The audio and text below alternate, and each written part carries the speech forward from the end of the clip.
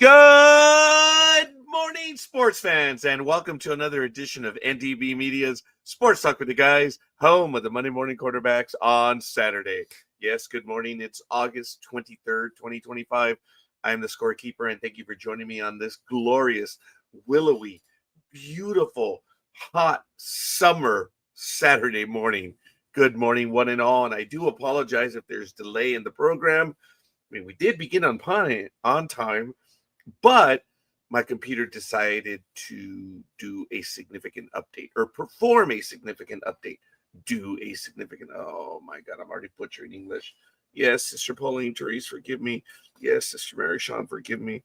Oh boy. But hey, we're going and blowing this early in the morning. Thank you once again for joining us.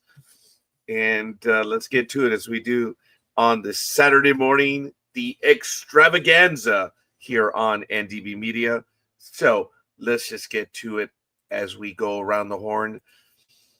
It is going to be another warm day today. We have an extreme heat warning here in Southern California, but it is 72 degrees right now. It's going to get to 97 today. Tomorrow overnight, it's going to be 72. So it is amusing, though, folks, if you think about it. There are times that 72 is actually cool, even cold. And then there are times that 72 is hey, Mother Nature, baby, and the extremes that we have to deal with. Sunrise is at 6:18 a.m. local time. Sunset is 7:27. The inexorable march to a very short day is coming. And sunrise will be in about 15, 16 minutes, so it's not too bad. Humidity is 65%, but let me tell you, the humidity in Tags A is it's just absolutely horrid. Absolutely horrid. But hey, clear skies, clean water. There was a lot to like, let me tell you, but that's neither here nor there. Visibility is at 10 miles. Wind, there's actually no wind right now, even though it's heading to the southeast, but there's no wind measurable at the moment. The dew point is at 59 degrees. UV index obviously is 0 of 11. And the moon phase is a new moon right now. Taking a look. There's my alarm, my reminder, my annoying reminder. Look, hey, you've been flashed. I haven't been flashed, so I'm jealous. Boy, Microsoft is being a little punk this morning. I may not have access to my usual tabs. Oh, it looks like everything is frozen right now. Unfreaking believable.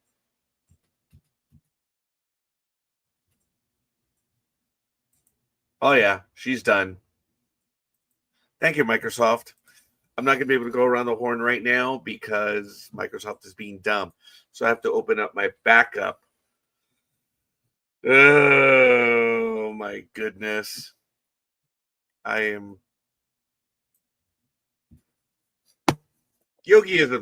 Take a look at the Yogiism. The one for the day. Okay, we did that one last week. This is from the book of Yogiisms, or the Yogi book. Whitey Ford says, I've heard all the Yogi stories and I've been involved in some, but when I think of Yogi, I realize there's so much to him. He has a great family. He's so honest and helps his friends any way he can.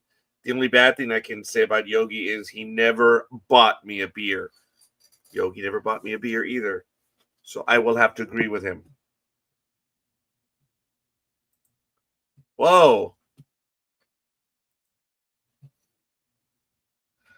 I am hearing something in the background. Oh, there it is. I believe I have my links back. Thank you. I was hearing some National Rugby League. That was a bit distressing. All of a sudden I'm hearing noises or voices, which is par for the course here on Sports Talk with the Guys. But now that my tabs are working, Microsoft is still doing its update. We'll take a look in events, or today is August 23rd. In 1920, American swimmer Warren Kalola wins the first of 2 consecutive Olympic gold medals in the 100-meter backstroke, beating teammate Ray Kyrgios at the Antwerp games. Antwerp. Oh, man, I'm going to be butchering English all day. Hold on. Back in 1964, the St. Louis Cardinals are 11 games back in the National League and go on to win the Baseball World Series 4-3 against the New York Yankees. But at this point, they were 11 games back. So it's not over till it's over. As Yogi, we'll get to that one eventually. In 1982, Seattle Mariners pitcher Gaylord Perry ejected for throwing his spitter. I believe I did see that one. And in 1982.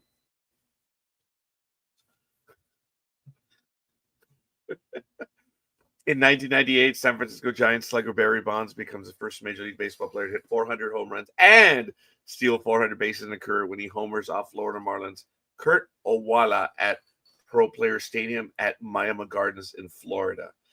And finally, in 2024, Shohei Ohtani.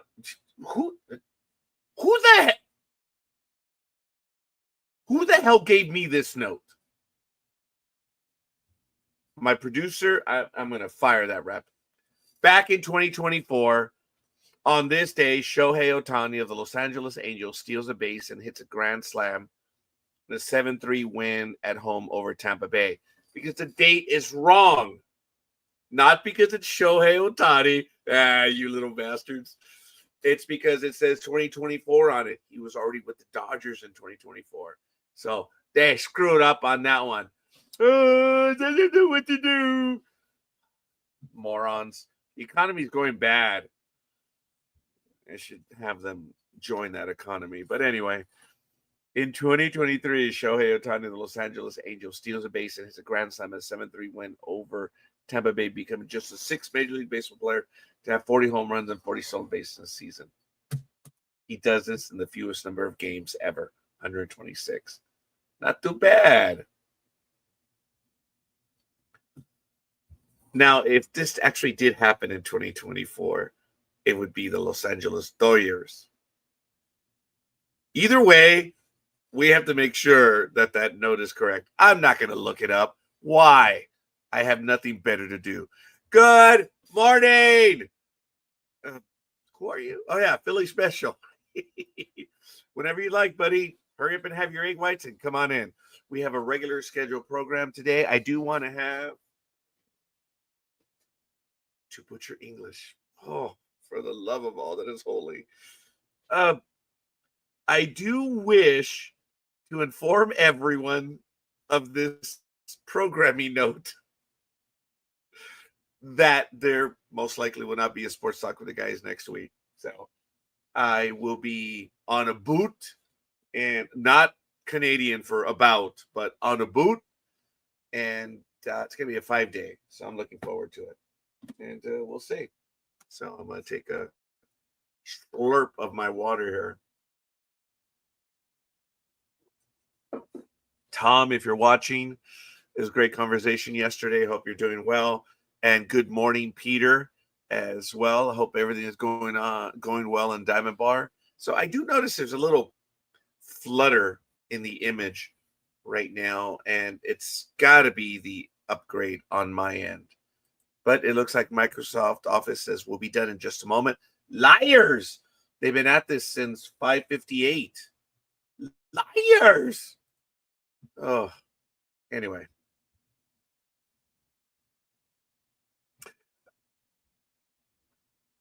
I went to have membership assigned to me. I am butchering English this morning. Boy, I am all over the place. I signed up for the monthly wash of my vehicle, both vehicles at the local place over here. And I'm washing my cars every day now because I can. It cost me $30. Hi, Aisha, per car per month. And I'm washing them every day. The cars look great now. Ooh, Z Fleet is doing much better. So I took Gmo over yesterday and we signed her up. So both cars are getting a wash. And lo and behold, parking enforcement showed up. I was like, oh, thank God my cars were washed. They probably think they were crappy and they hadn't been moved. Pomona has this obscure parking rule that your vehicle may not be parked for 72 consecutive hours. So there are several. I think my poor neighbor across the street. Her car is in bad shape, but she moved it, but it's in bad shape, and it was all dusty and dirty and stuff. And she got nailed for that. And there were a total of 3 or 4 cars that did. So it's a parking problem here in the cul-de-sac. And Parking Enforcement Foundation held up, thank goodness. But I washed my cars, so I did not get a warning. I was very, very happy. But again, that is neither here nor there. Going around the league, now we're going to take a look at National Rugby League. If I can get over there. Yes, I am over there. And he's not working. He's not working. I'm getting video. I don't want video. There we are. The Telstra Premiership round 25. And I want to give a quick shout out. Good morning, Rosalind. And good morning, Aisha. Once again, thank you for the likes. The Rabbitohs 40-0 over the Dragons. The Raiders 20-16 over the Panthers. The Raiders won? Oh, my heart beats still. Actually, I think everything else is still, so maybe not my heart beats still. Oh, the Raiders won. Storm 20, Bulldogs 14. Sea Eagles 58, the Dolphins 30. This is rugby league, so Oh, it finished. Installation is finished. Well, thank you. I'm drooling now. The Warriors 32 over the Titans 18. The Eels 30-10 over the Roosters. Later tonight at 9 p.m. local time. Then yes, I looked up at one of my clocks over here. Knights visit the Broncos, and the West Tigers visit the Cowboys. So good morning, Roz. Thank you for joining. Hope all is well in the world of Rosalind M. Brinson. I may have known, but when I noticed the item yesterday and it had the middle initial, my heart did not stop. It just fluttered even more. And I'm like, oh, God, I just can't get away from them. I told you Margaritas is a mile away. It's a great little restaurant. And what do they have? Margaritas. When I go to Applebee's, what's my favorite drink? Margaritas. I can't get away from margarita. This is Margaritaville. So I just thought that was funny. Taking a look at AVP, the Association of Volleyball. So far, Palm Beach Passion is 12-4. The LA Launch have launched. They're 11-5 with 28 points. The Dallas Dream are 8-8 with 26. Miami Mayhem are 7-9, tied with the New York Nitro 7-9. But they're actually not tied because Miami has 23 and New York has 21. But they're both 7-9. Arr! Go figure. Want to give a quick shout out to Gama. Thank you. Appreciate the love. The Austin Aces are also 7-9, and they have 20 points. 23, 21, and 20, but they're all 7-9. The San Diego Smash are not doing any of the like at 6-10 with 19 points, and the Brooklyn Blaze are on fire. They are burning the house down. They are 6-10 with 19 points. So, hey, it's all good in the hood. Taking a look at the PGA and LPGA. In the PGA Tour Championship, Atlanta, Georgia, August 21 through 24th. It is Tommy Fleetwood tied with Russell Henley at -13 and 127. Cameron Young is all alone at -11 and 129. And tied for fourth, you have Robert McIntyre and Patrick Cantlay at -10 and 130. In the CPAY KC Women's Open, and yeah, I've heard the name before, but the pronunciation, Mississauga, Ontario. It's Ontario. I should know that. It's the city right next door to me. It's Mississauga. I believe it is in Ontario. August 21 through 24. Aki Awai is in first at -1 and 133. And tied for second is Minji Lee, Leona Maguire, and Thina Thiekul at -6 and 136. Looking at the Alley Challenge PGA Tour of Champions at the Grand Blanc Township in Michigan, August 22nd to the 24th. Stewart. You're not going to get me in this pronunciation. It's C-I-N-K. C-I-N-K. Sink. -10 and 62. See, if I were a comedian, I could get away with it, but I don't come across as a comedian. I'm not going to even try. But we're not even going to get into the Omen Eyes thing, but that's okay. Stephen Ulker's in second, -8 and 64. Ernie Els, -7 and 65. Mark Hensby is in fourth at -6 and 66. So following up at NTT IndyCar tomorrow, Milwaukee at 2 p.m. Eastern Time. It is on Fox. The countdown is 1 day, 4 hours, 43 minutes. Nashville is on the 31st. And the winners of the last few races, August 10th in Portland was Will Power. At Laguna Seca, July 27th, it was Alex Palou. In Toronto on July 20th is Pato O'Ward. Oh, I'm thinking I'm back in the 1800s. But anyway, July 13th, Iowa, Alex Palou. I know I didn't pronounce it the exact same way, did I? It's the Extravaganza. And on July 12th is Pato O'Ward, also Iowa. And on July 6th, Mid-Ohio was Scott Dixon. So, IndyCar's coming up. Mission Foods, baby. Speed never lies. August 27th through September 1st.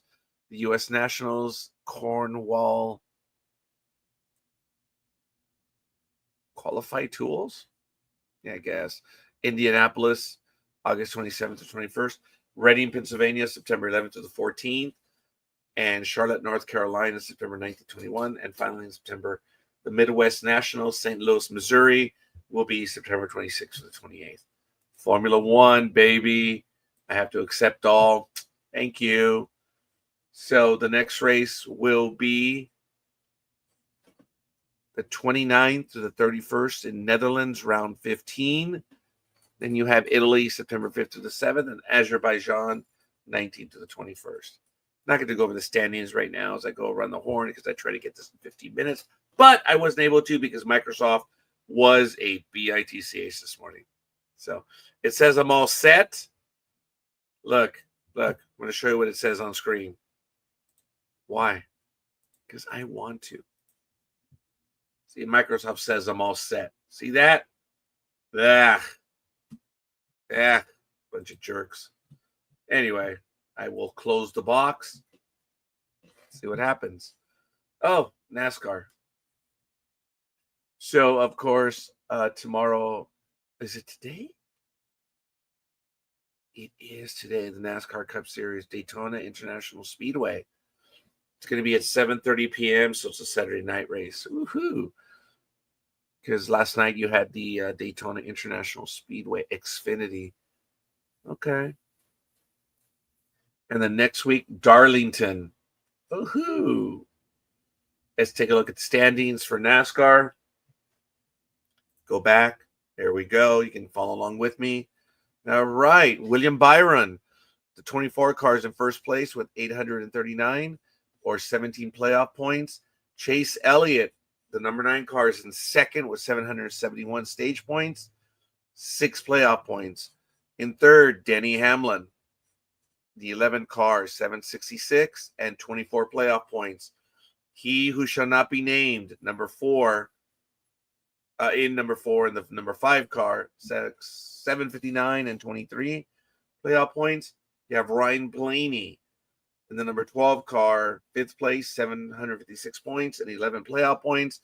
Christopher Bell's in the 20 car in 6th, driving a Toyota, 748 and 17. Yes, I know Solomon Walters is having a cow right now, but it is what it is. I'll get to the comment in a moment, Roz. Tyler Riddick, 45 car in 7th, Toyota, 714 points, 2 playoff points. Chase Briscoe, the number 19 car in 8th, 698 and 7 playoff points. Alex Bowman is in 9th, Chevrolet in the 48 car in 9th place for 685 points, 154 behind, no playoff points. And finally in 10th, Bubba Wallace, number 23 car, driving Toyota, 639 and 8 My boy Joey Logano is in 12th. So it is what it is. Let's take a quick look at Major League Baseball. The scores for yesterday, Friday, August 22nd, as we do every Saturday. We go over the scores the day before. Pirates, 9-1 over the Rockies. Nationals, 5-4 over the Phillies. The A-Holes beat the Orioles 10-7. The Red Sox 1-0 over the Yankees. Bello over Leiter. Chapman picked up his 24th.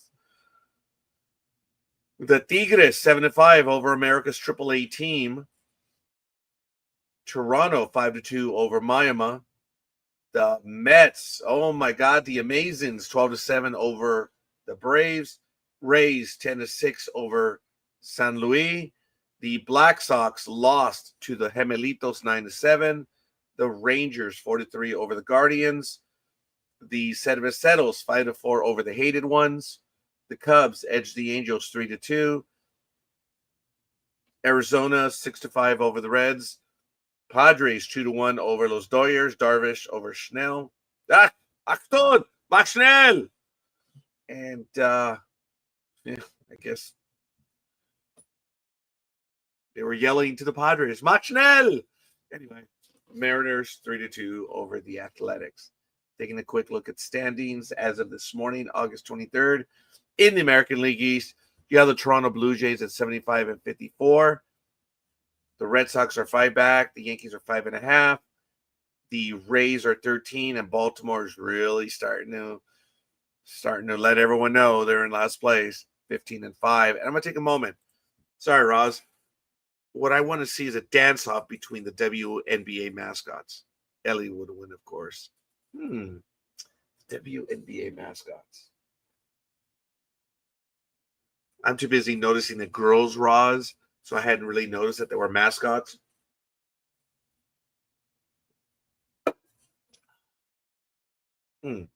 Although Sophie is becoming one of my favorite players already. And she's with Indiana. Oh, she's absolutely awesome. Yes, I know what her direction is. I don't care. I can still admire. In the American League Central. But it's a good idea, Roz. I like that one. The Tigres, Tony's Tigres, are 77-53 with the Kansas City Royals. They are America's AAA team at 10.5. The Cleveland Guardians are 11.5. The Gemelitos are 17. And the Chicago Black Sox are 31 back. In the American League West, you have the A-Holes at 71-58. The Mariners are 2. Rangers 7.5. The Angels. Oh my God, the Angels are falling. They're stuck. And looking the wrong direction. Hi, big dog.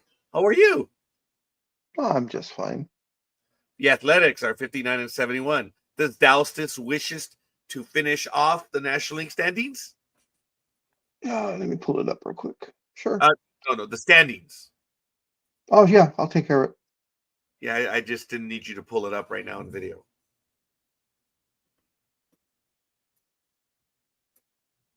Okay, where are we at? National League now? Yep. All right, in the National League, folks, it is the Philadelphia Phillies in the East at 74-54. The Mets are 68-60. Miami is 60-68. The Braves are 58-70. And the Washington Nationals are 53-75, 21 games behind. And in the Central, it's the Milwaukee Brewers in first at 81-48, followed by the Cubs, 7 behind at 74-55. Then it is the scorekeeper's second favorite team, the Cincinnati Reds, at 67-62. The Cardinals are 64-66. And unfortunately, as usual, year in and year out, the Pittsburgh Pirates are in last place at 55-74, 26 games behind. In the West, we have a tie because, of course, the Dodgers lost to the Padres about a week ago, they beat the Padres 3 straight to regain the lead. But it was a precarious 1 game lead going into last night's game, and they did lose. So now the Dodgers and the Padres are tied, first place both at 73 and 56. Then it is the Arizona Rattlesnakes at 63 and 66. El Gigantes are 61 and 68. And of course, as usual, the Colorado Rockies, who are 6-4 in their last 10, which is probably the best they've been in all season. They are in last place at 37 and 92, 36 games behind, and they should be, I believe they are. Yep, they are the worst team in all of baseball. I think How the apropos. 66ers that we saw on Tuesday might have a time, and maybe in a 5 game series, the 66ers might take 3 of those games. I would agree to that, Big Dog. I have to tell you that Colorado, how apropos that you have the new Colorado International Terminal. And for those that have been there, it's a crazy airport, and there's a lot of imagery there that a lot of people refer to as end of world imagery, and you have Really? satanic images. Oh yeah, Oh, it's really interesting. crazy that all the Hi, stuff they Roz. have. They have, I just think it's funny they have the Incubus there, they have the Succubus there, and look, you got the Colorado Rockies, so it's appropriate that the airport and the city go hand in hand. So, hey, it's bad. It's a nice airport, but all the imagery of the end of the world is appropriate for the Rockies. So it is what it is. So good morning, Big Dog. I did not know when you had entered. I apologize. Hopefully, I didn't keep you on hold for as long as I did Cuervo one time. No, well, I used uh The administrator authority. yes. Yeah, so I went yeah, so I was it knocks me in automatically. So, although we'll see how good it is because when I signed it in under the whatever the regular internet access is. I forgot what it's called. But I didn't go in through Firefox like I usually do because when I tried Firefox, of course, that's a different platform, and it wouldn't recognize all the sign-ins that I had done before that. So yeah, right now I'm in under Safari, so we'll see how long it lasts. Yeah, yeah, Neato. I'm really happy it's working. I mean that. So how are yeah. the How you Lakers? doing? They still suck? Season hasn't started yet, so no. We all have a chance to win the championship. Uh, Uh, I'm excited to see Luca because Luca looks as I don't know if you've seen the pictures, but yes. Luca What looked he lost, I gained. I found and lost um weight. so of course he got injured about a week ago playing for Slovenia in a friendly game. But they just took him out as precaution. He came back, I believe it was Wednesday, I believe. Wednesday or Thursday came back and he scored something like 42 points. So no injury there. They just rested his leg as a precaution. So hopefully LeBron will take his oh yeah, Oh, I know. Hopefully he'll realize that he is now Robin and not Batman anymore because now Robin there is a new Batman in town and are things there should any go. superheroes anywhere in the history, the pantheon of such stories where the Batman became the addition or the partner, whereas the young one or the partner became the main lead in any story? And I'm not talking alternate universe, time warp, No, no, causality, or no. multiverse, because I think it's happened in the multiverse where they've switched roles, where the sidekick is the number one. But on a storyline, has the sidekick ever become the number one? There's been instances where a sidekick becomes the number one, but the number one does not become the number two. The number two goes elsewhere or retires or something like that. There has been many instances where Captain America has his shield taken away, or he, at the time around the early 80s, he was disgusted with the way America was going, so he left the role alone. He left being Captain America, and that's when Falcon, his protege, took over as Captain America and became the first Black Captain America. And of course, there's instances where Batman disappears, or he's hurt, or he's injured, and Robin takes the mantle of Batman till Bruce Wayne is healed or comes back or whatever. Then Bruce Wayne takes it back. So no. No, yeah, Okay, I fair know. enough. But I do appreciate that soliloquy there, big dog. Finishing up in baseball, we did not do I did not do what I normally do. The best team in Yogism? baseball. What a Oh, shock! The best team in baseball is the Detroit Tigers, oh followed wow. quickly by at 592 winning percentage. They're 8-2 in their last 10 games, and their winners are 4 in a row. The Toronto Blue Jays are the second best team with a 581 at 75-54. They are 6-4 in their last 10 games and winners of 1 in a row. And then, of course, you have the Milwaukee. I apologize. Those are the American League ones. The overall best is the Milwaukee Brewers. In all of baseball, it's 628 at 81-48. 6-4 in the last 10 games and winners of 2 in a row. Sprechen Sie Deutsch?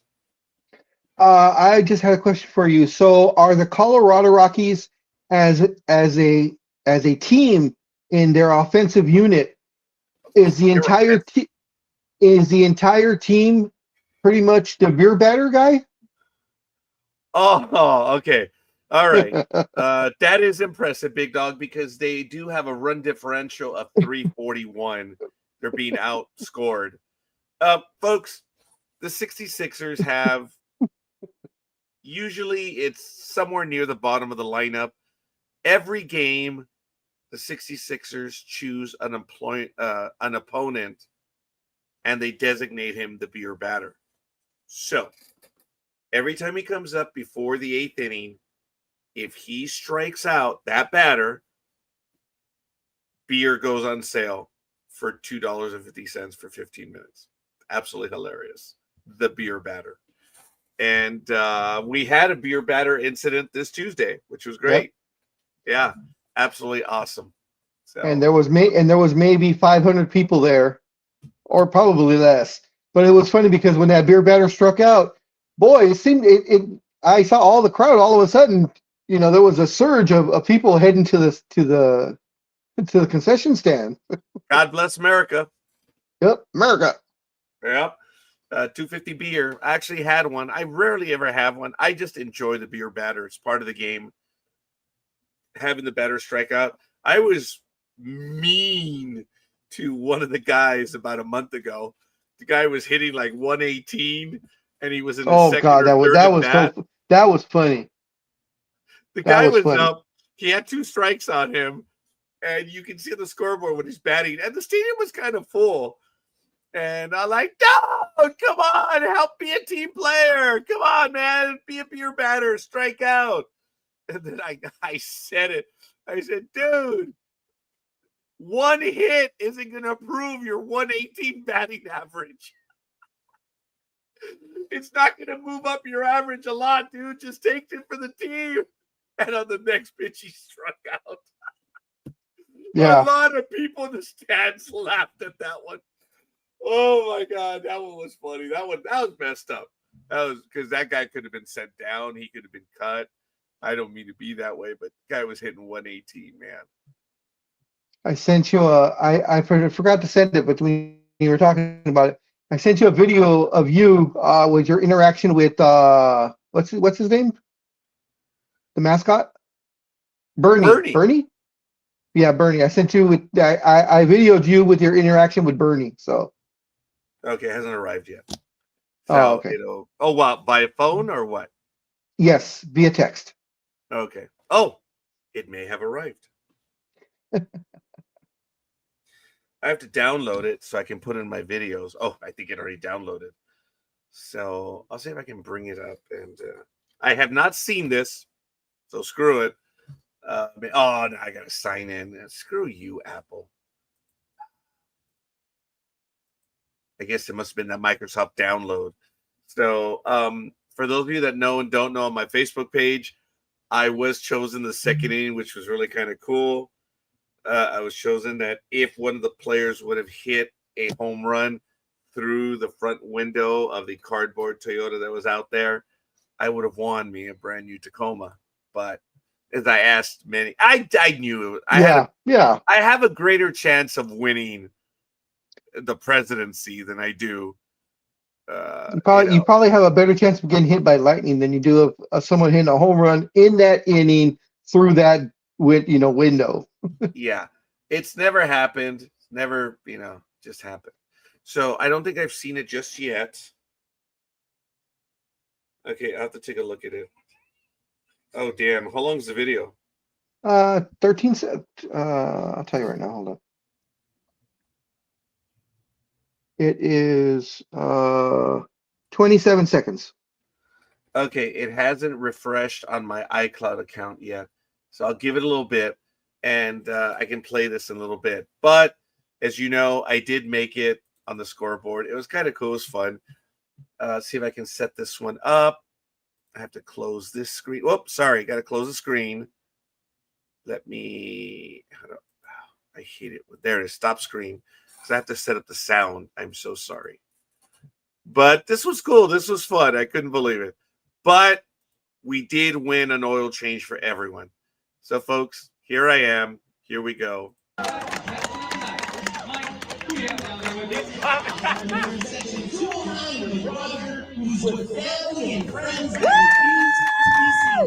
There's Big Dog.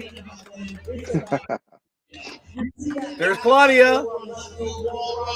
That front window is wide open. If one of our 66 players hits it through that window in this inning without bouncing or ricocheting, you're going to win a brand new. That's real.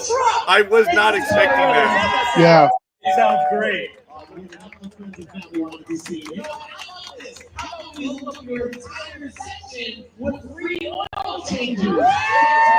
And that's her nephew, Ricky.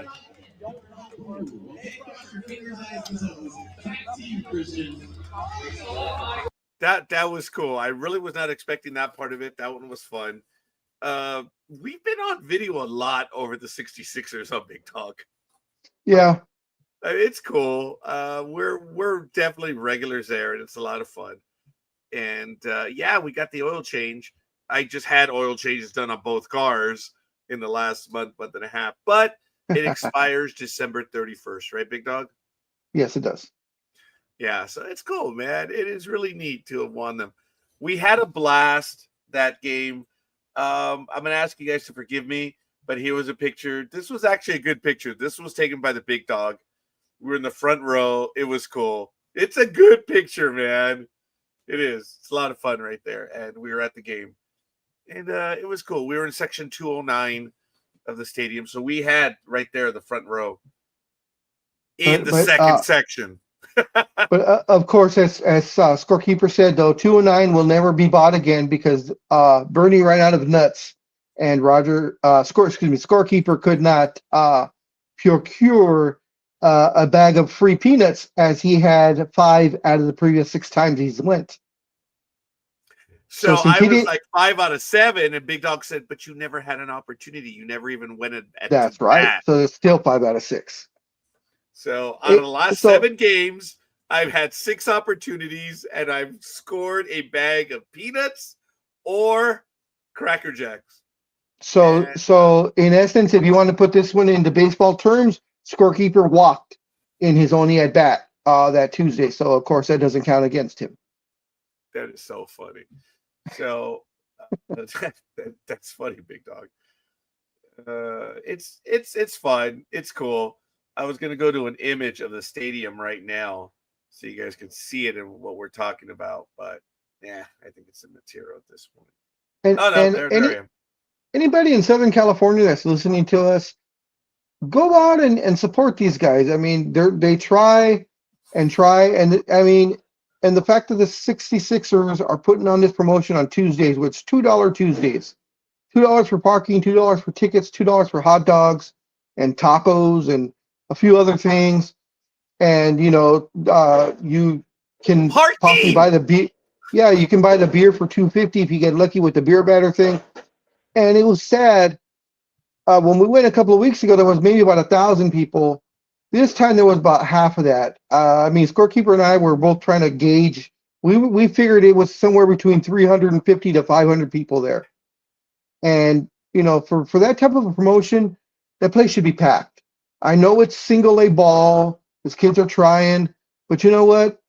You may be seeing a future star. You may be able to say, I saw Mike Trout play here, or Machado play here, Ken or Griffey play there? Ken Who Griffey did? played there. Yeah. So, Kershaw probably came through there as a rookie.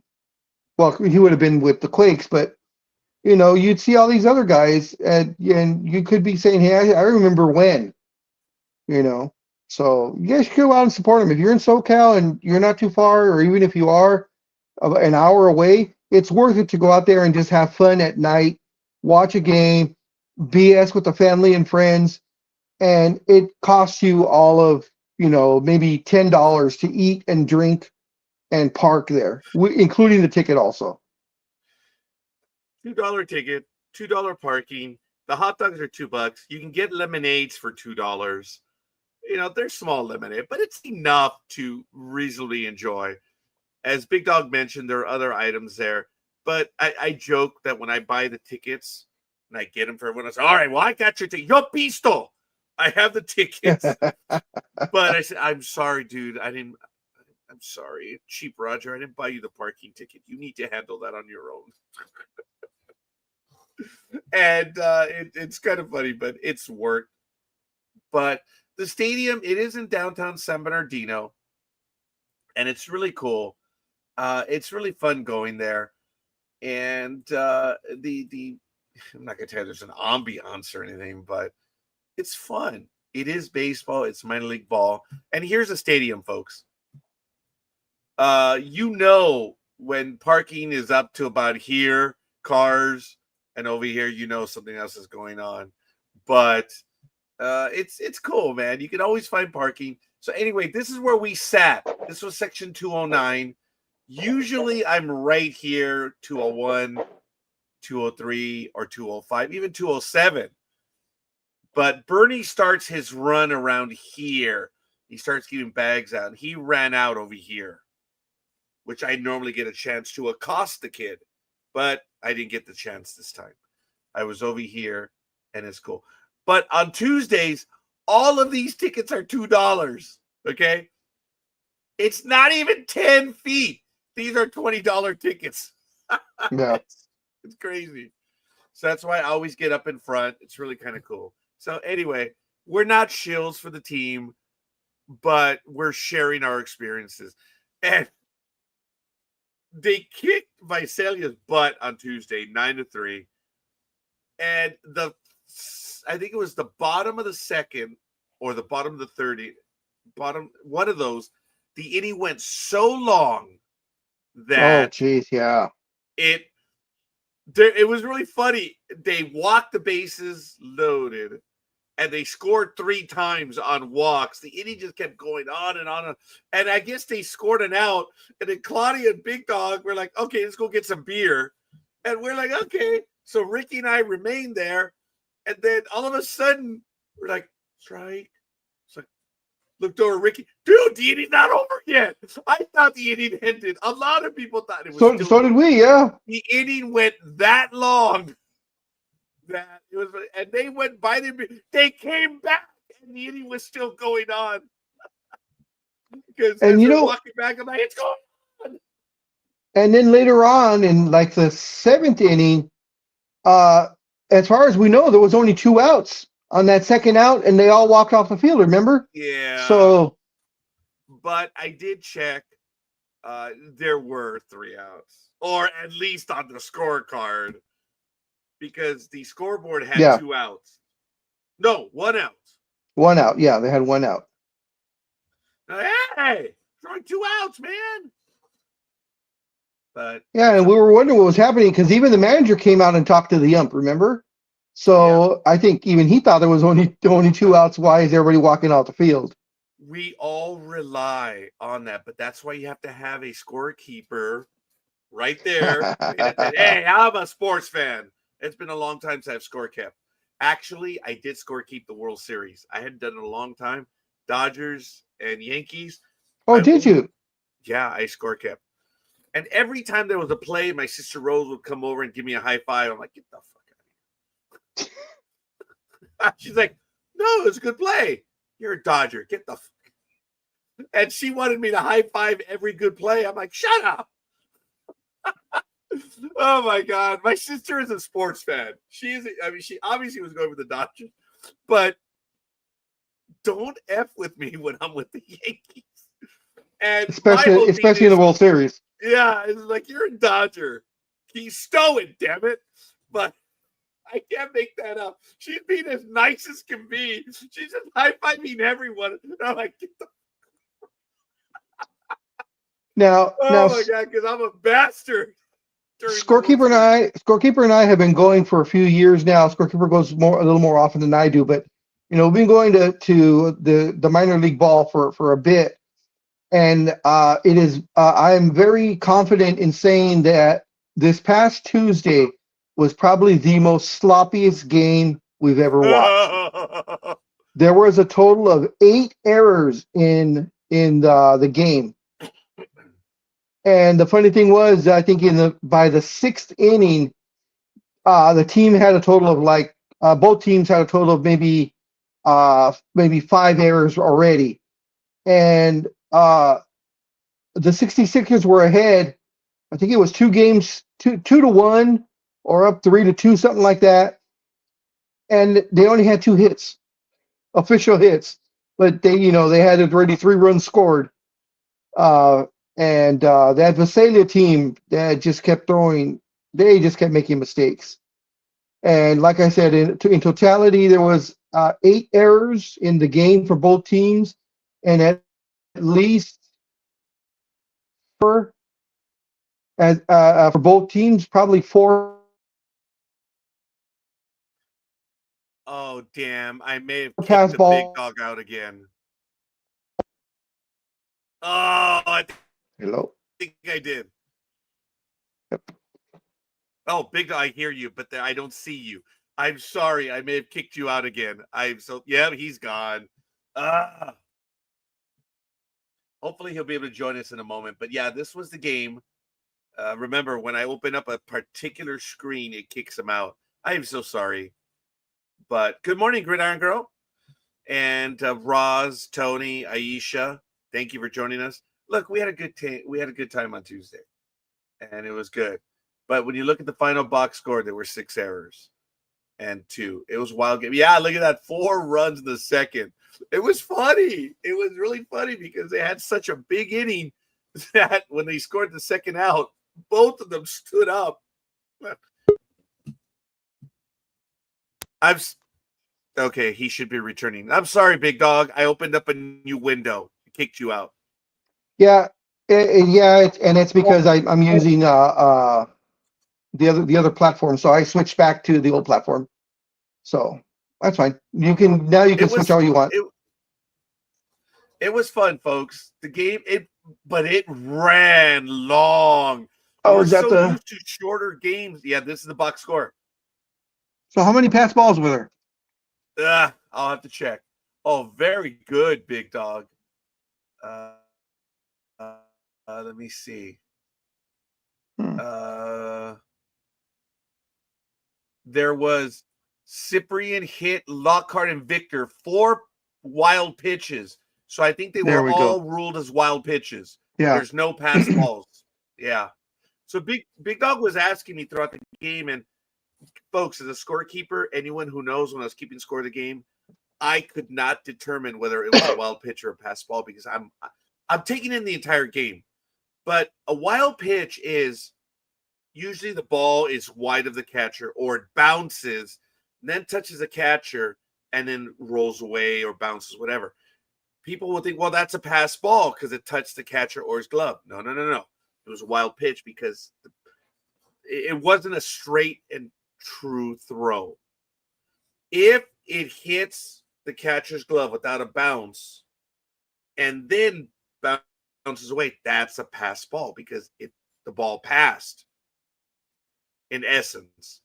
So Big Dog was asking me really fair questions. Was that a pass ball? Or I'm like, dude, I wasn't watching that. And I never could pick it up just because of the way when I would keep track of the game. Scorekeeper, you're watching everything.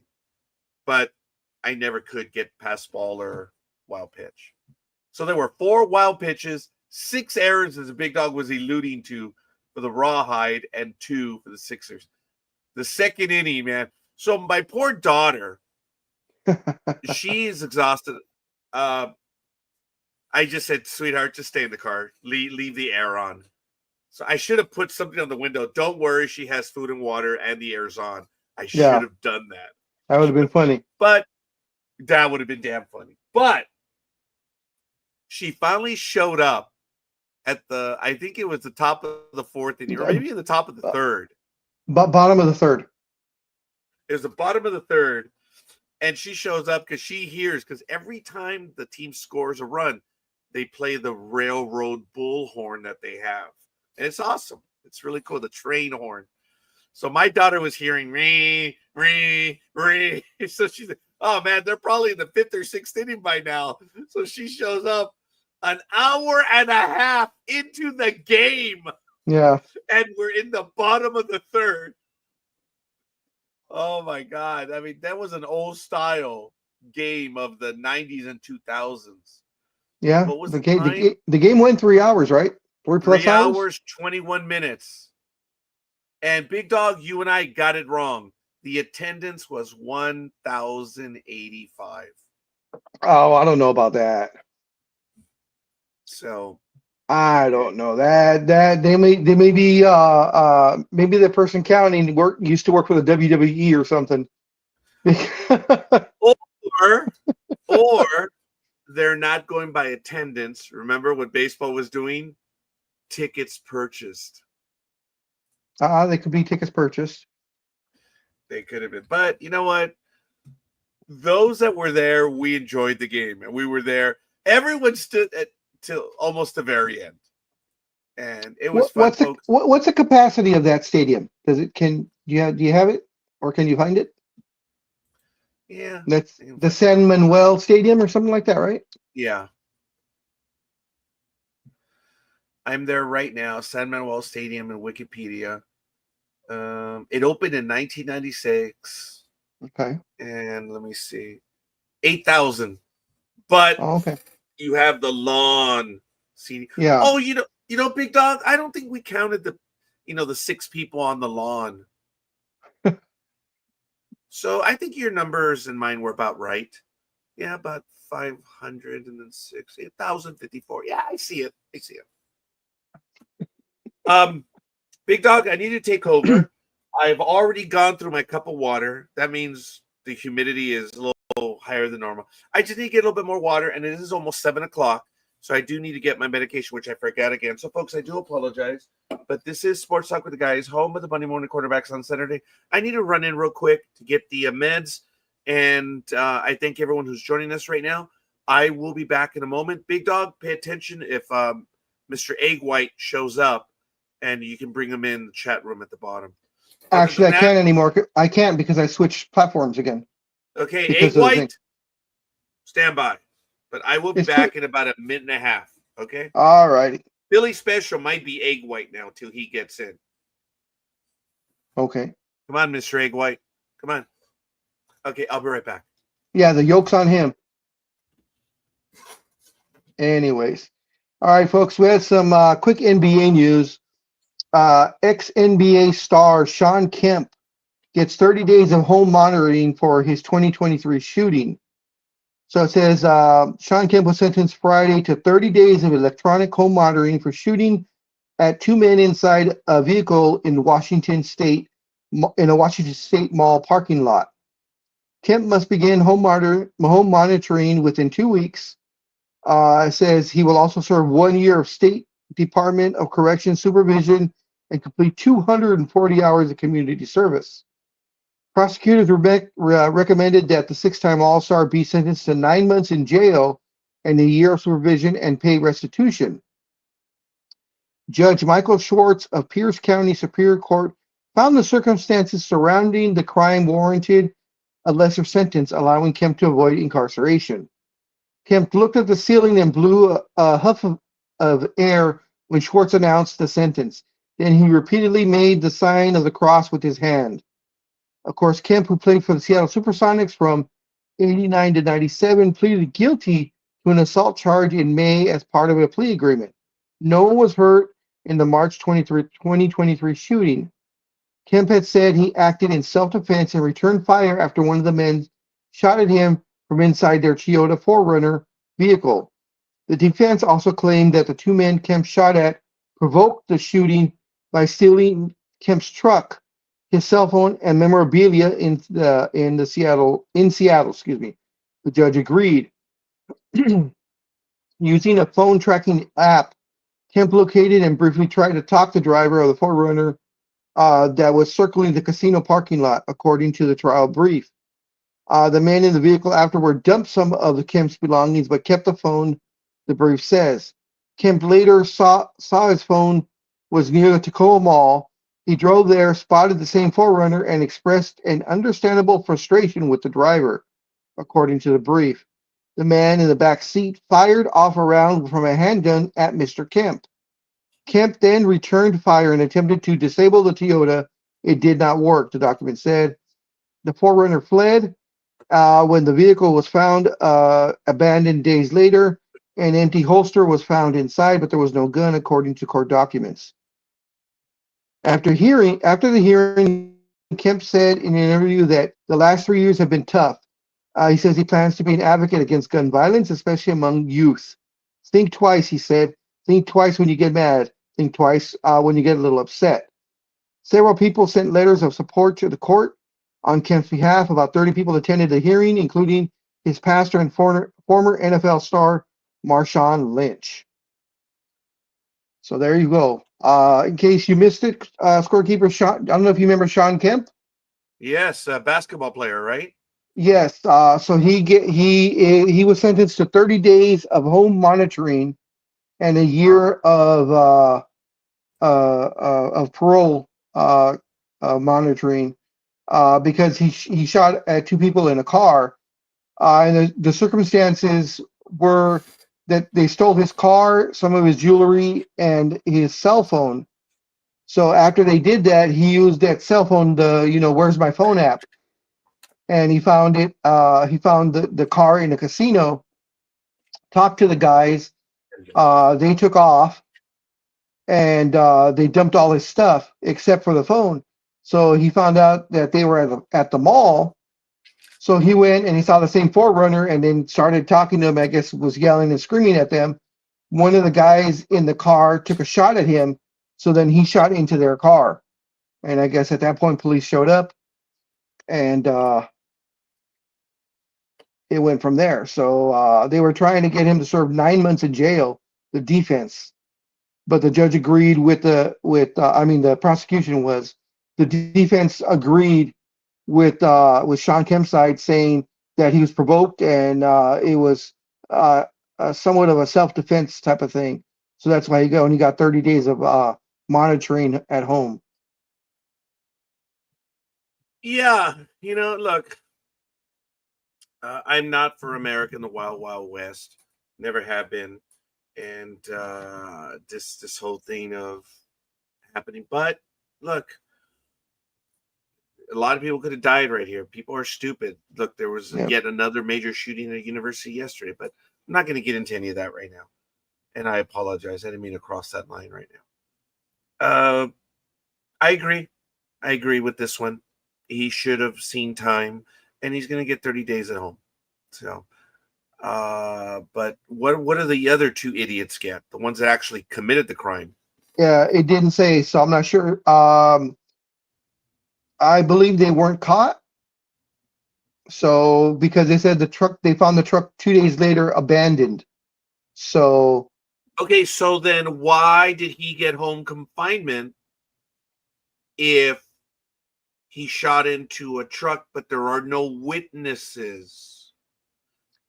No, I know, Big Dog. I'm just reading this out. You're speaking out loud. You're just. I believe they haven't been charged yet, or they've been charged, but their matter has not been adjudicated yet. So, okay, Big Dog, I have the video.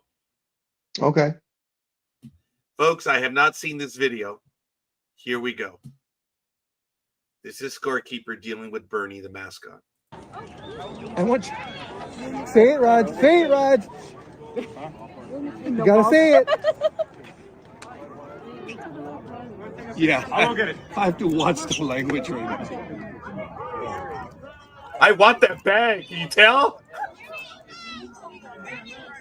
Go, Bernie, Bernie! No nuts, Bernie? Bernie's going upstairs. As he passed me by, no nuts, Bernie. But you can tell I want that bag of peanuts. Look. Say it, Rod. Say it, Rod. You gotta say it. Yeah, I'll get it. I have to watch the language right now. God, I'm an old man now. Go, Bernie, Bernie! No nuts, Bernie? Bernie's going upstairs. That was funny. I had not seen that one. I have a bromance with Bernie, the mascot. There's no doubt about it. There have been several times when he's had to tell, dude, calm down. I'll be there. I'll be there. And then his last game, he was over to the left of us, and he was in the bar, and they gave him a water bottle, and I turned and I yelled at him, drinking on the job, Bernie? Dude, he swung around, and he flashed that water bottle. He's like, that was funny. I look, those mascots, number one, have a tough job. They've got to wear that thing. And I don't care if they have a little fan down at the bottom, up their butt, blowing cold air. That is terribly hot. Okay. They don't get paid enough to do what they do. And they're really cool about it. And it's just funny. And I just learned, especially this year, just give the mascot a little bit of love. Right, Big Dog? Just give him a little bit of love. That's it. And you got to be loud about it. I know 2 weeks ago when that heckler was there, I was like, okay, I got to bring the A game today, baby. That was it. Oh, and there was a Karen seated next to us 2 weeks ago, but we were in a different section, so the Karen was not seated next to us. There was this guy. He may have been inebriated, may not. He was as loud as anyone could be. But you know what? He was freaking harmless. How, Big Dog? Not a swear word, not a thing. But people were getting bent out of shape because he was loud. That's what you do at a game. You cheer. And we had a Karen seated right next to us who was carrying out the evening. She was doing what she was supposed to do as a Karen. Oh, but anyway, it was good. Ladies and gentlemen, 7:04 a.m. Pacific time here on the West Coast. Sports Talk with the Guys, home of the Monday Morning Quarterbacks on Saturday. Mr. Egg White, stop it. Stop it. Stop smoking your cigar and join us. Get in here. So hopefully he's able to join us shortly. Or like now. Roz, come on in. Come on over and say hi. I'm not going to beg Gridiron Girl anymore. I don't.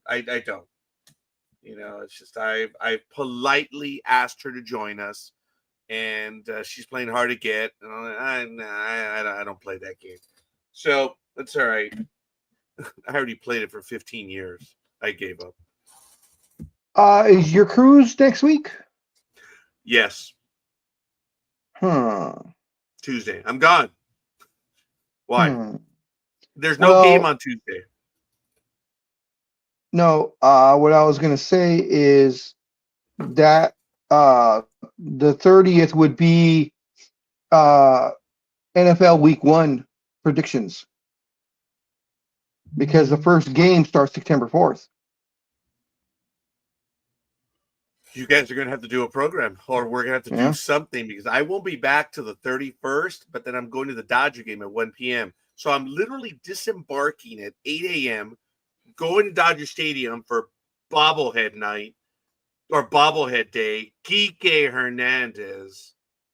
You know why I'm going, right? You know why it's Kike Hernandez. Yeah, she loves Kike.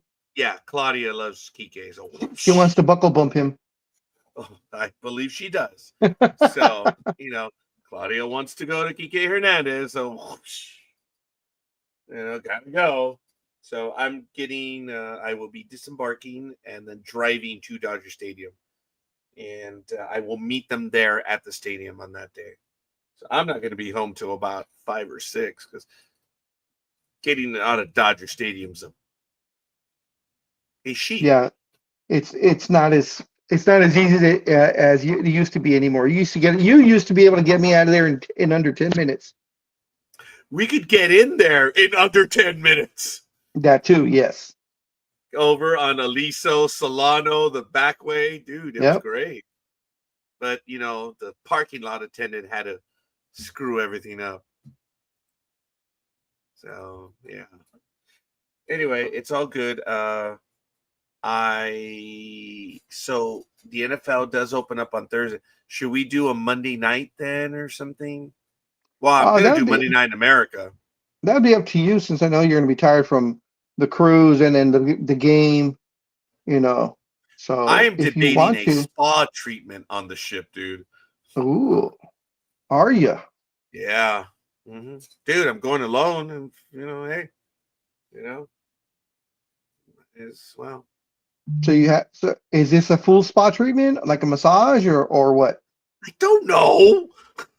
I'm going to see what's available, and I'm going to see what my wallet will not bitch at.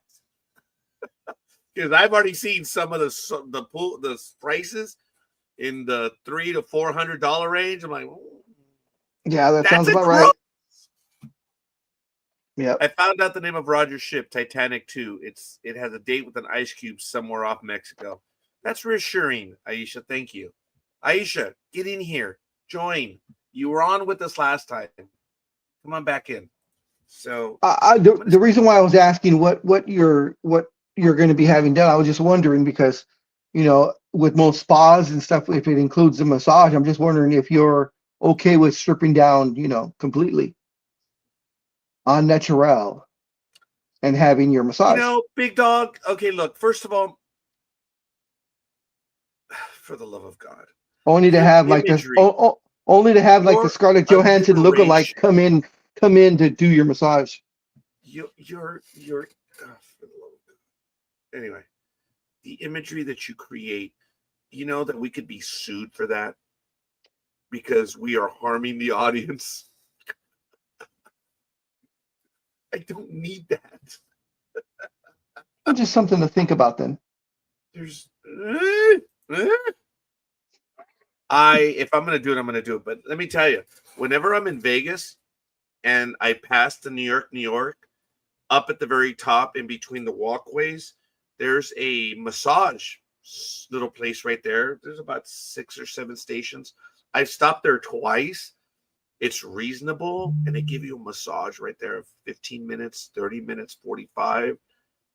And oh man, I go in for the massage right before the plane trip, and it's beautiful. I did fly Frontier to and from Vegas. I was worried. I was angry. I didn't realize. I talked about it last week. I'm like, oh my God, what did I do? Why did I go dirt cheap? Guys, the return, it was $197 round trip.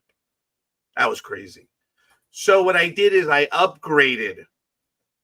So I was in seat 1D on the way back.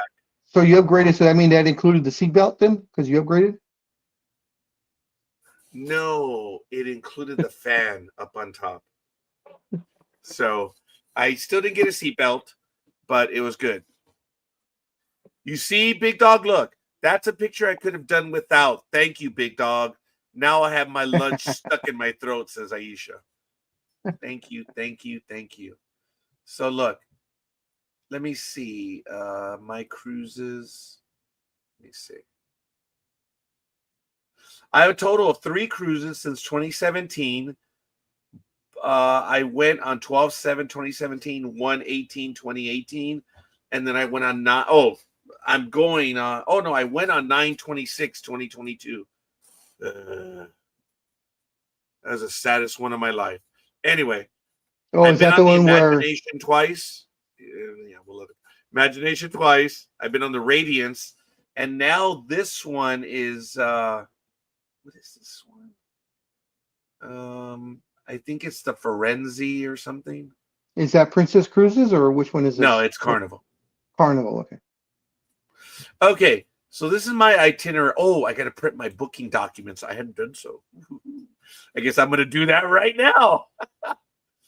I'm going to print general information right now. So I'm doing this right now as we speak. This is funny. Cruise documents. I got luggage tags, boarding passes, and boom. Let's go ahead and print this bad boy. And let's see. I'm doing this. There it is. There's my boarding pass. All the stuff I need. I'm on deck 7. Oh, I'm in 7,300. So that's cool. So I got to print all this stuff right now. I am going to board the ship early. My arrival is at 10:30. The first one. I got it. I really lucked out. So I'm really happy about that. So, okay. This is my itinerary. It's a 5-day cruise only. And there it is. The ship, I'm going to board at 10:30. The Long Beach departures at 3:30. Day 2 is at sea. Okay. So my dinner time is at 5:30 to 9. So I can go to either one. And then on day 3, I'm in Cabo San Lucas. Day 4 is a fun day at sea. Day 5 is Ensenada. And day 6, I'm due back at 8 a.m. So, oh, there goes my printer. So, yeah, that's it. I'm not going to do any of the excursions or anything like that. I'm definitely not going to get these gift or these beverage packages. It started at $36. The other one was like $70 a day for unlimited bubbly. Oh, okay. Yeah. Well, if you're if you're a drinker, it's worth it. So I'm giving money to the cruise company. All hands, action stations. Morning, Aisha. Thank you, Big Dog. Like you too. Good morning, scorekeeper. Good morning. Konnichiwa. Konnichiwa gozaimasu. Banzai. I'm here once again to wind you up. Bug you. Hi, Lassie, and that you do well, no doubt about it. I thought you were here to talk about scorekeeper being, au naturel for his massage. Are you joking? I've just been to the loo to relieve myself of my lunch. Thank you very much, Big Dog. I may have to go again. Seeing Roger au naturel is kind of like seeing a hedgehog without its pricks. Terrible. Raj, if you do happen to do that, make sure you take the lint out of your belly button, okay? I have to do that every day. I do that every day now. Navel lint. Big Dog, gained weight. He hasn't seen his belly button, let alone what's below the belly button. So come on, don't be cruel now. You're funny. Thank you. I'm losing weight. I'm very happy. Thank you very much. What, you mean you dropped your wallet again?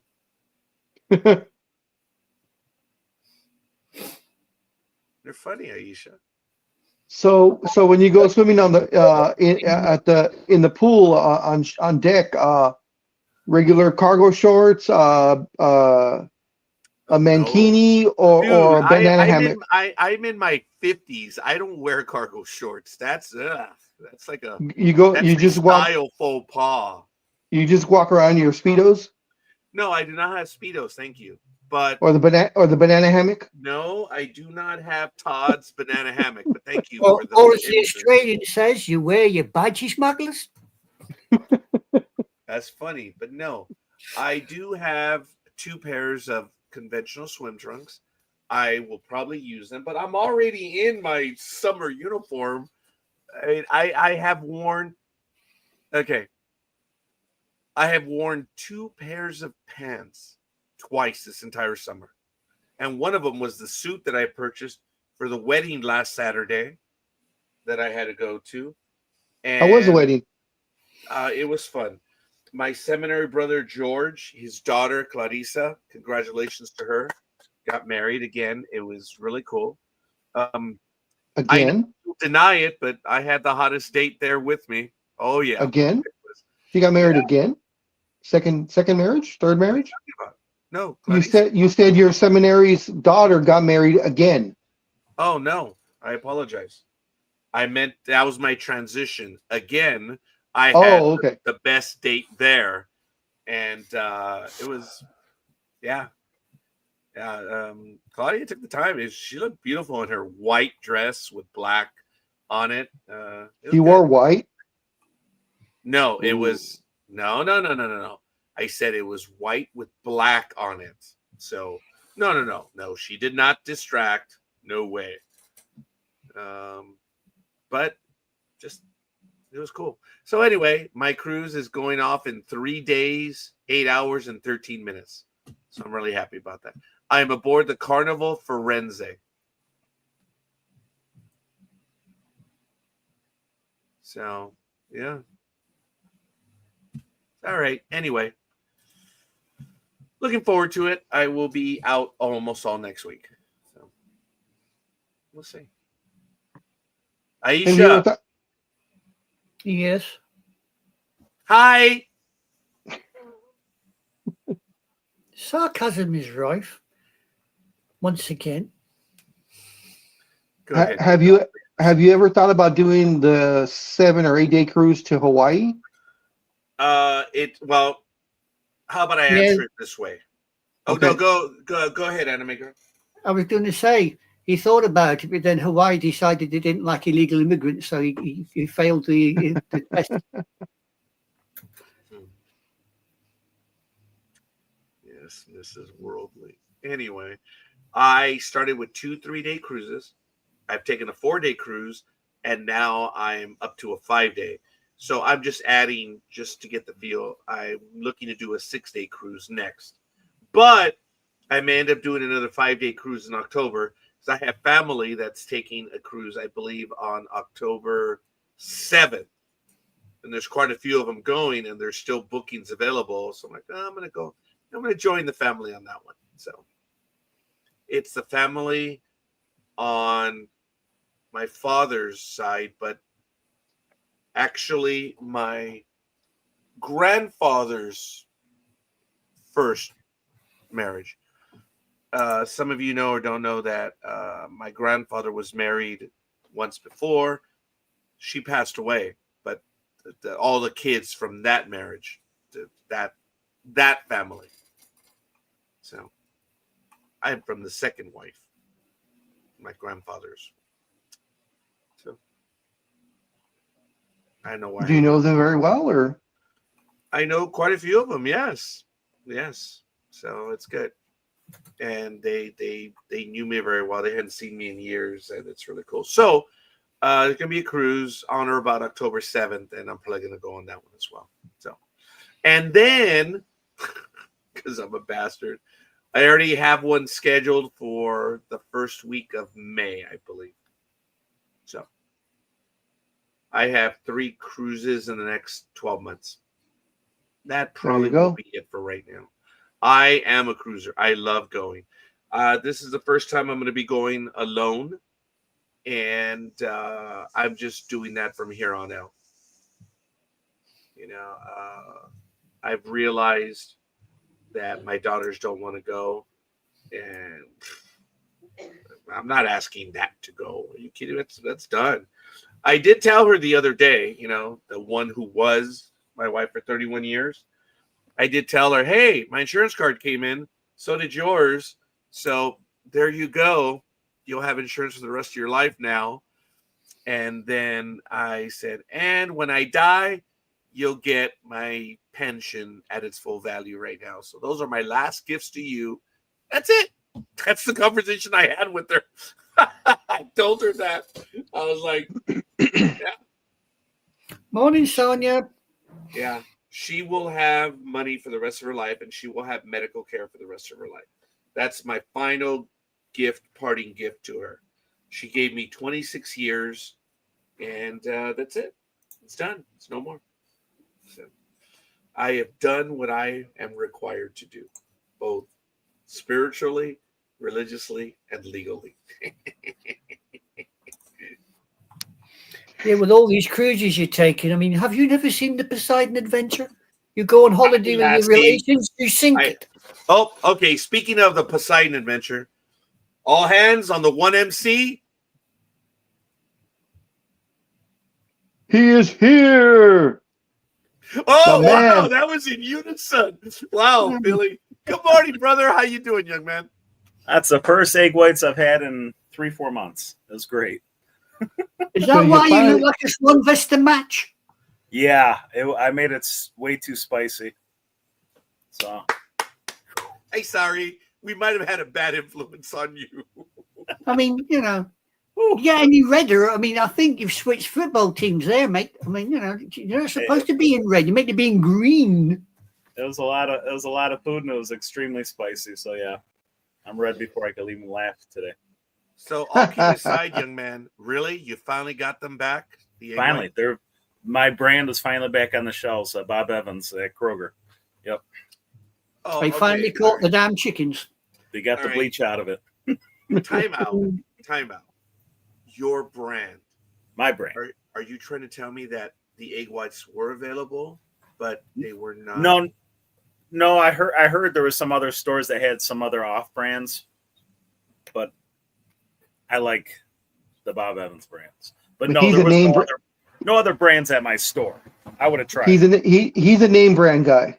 Bob Evans egg whites. Yes, they're fantastic. Pardon my ignorance, but an No. egg is an egg is an egg. You know, if it comes out of chicken's butt, it's an egg, right? What's the hell the difference? The quality in the egg. It's all about quality. All eggs are not created equal. Well, Sports It's Talk the- with the guys. Home of the Monday morning quarterbacks on Saturday. Yeah, what I could have said like Roger's Dome, but I didn't. But I said all eggs aren't created equal. I didn't want to be at war, so that's why I did not say that. Okay. I understand that. But had you said that, we would have laughed. I know, but I didn't want to do that.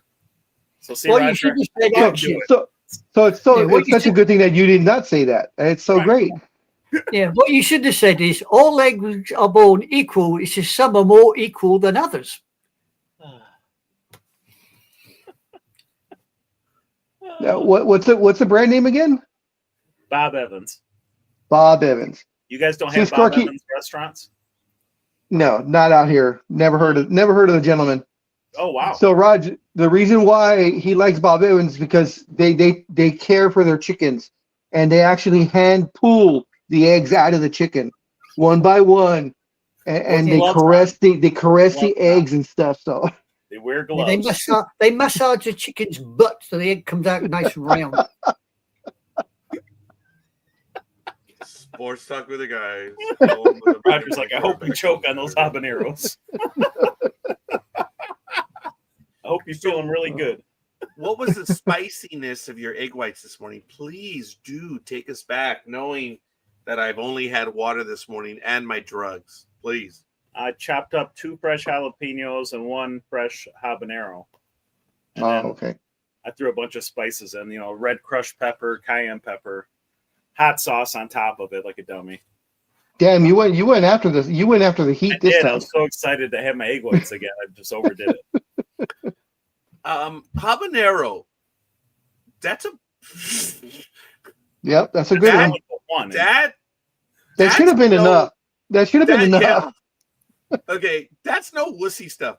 I do want to give a quick shout out to family that they entertained me in Texas, to Raul and his beautiful wife, Selena.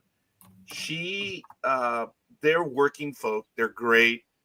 And I went to spend time with them. I said, please don't adjust anything. I'm actually going to go to work with Raul because I know what he does. And I did. I enjoyed being there with Raul. But one day we arrived back super early and she cooked a meal for us because I said, look, if you guys have to tolerate me, we're going out every day. And we did. But we got back so early one day that she cooked like the lunch. It was a bit late. She prepared chuletas, or I believe pork chops. And I had not had pork chops in like forever. So what was really funny is she served it with the Serrano chili. Okay. For those of you in the Latin world know, a Serrano is no easy little SOB either. Yep. And she put it on my plate because I'm Latin. You know, obviously my heritage was showing forth. And Raul had already tried the Serrano. And I'm like, dude, finish it. What are you doing? He says, oh, no, dude, my stomach. He's no, that's it. And he has no accent. I'm just being an asshole. Okay. I'm just being that way. Yeah, he speaks it perfectly. Actually, Peter, I think you've met Raul, my taller buddy, the one that became my cousin. I think you have. But anyway. Probably. Yeah, he has no accent. I'm just being a dumbass. I said, oh, no, the Serrano, he's too hot for me. So I'm like, okay. And I'm like, I don't eat Serranos. And I know this is a nasty son of a bitch. So I'm like, oh my God, I'm not prepared to be shown up by my cousin and his wife because they prepared the meal for me. It was delicious. And they got the Serrano. So I'm like, all right, fucking just man up. Oh God. And I bit into the Serrano. What? No, go ahead. Okay. I bit into the Serrano and immediately stuffed the guacamole down the gullet. And I tried it and I was like, it was hot, but it wasn't that hot. And then that was 1/4 of the Serrano. Little bastard was that big. Sorry. It was a big Serrano. And what she did is, and it wasn't even the full Serrano. She cut it in half, okay? So you could see the grilling joint, and it looked really good. So I bit into the second half, and that's the one I was like, like, okay, be cool. So you had an automatic out though because of your diverticulitis. Yes, and you can't have seeds. And you can't have seeds. You could have pulled. You should. What part of scorekeeper have you not met yet? That's true. I have not met the massage en naturel scorekeeper yet. That person I haven't met yet. For that.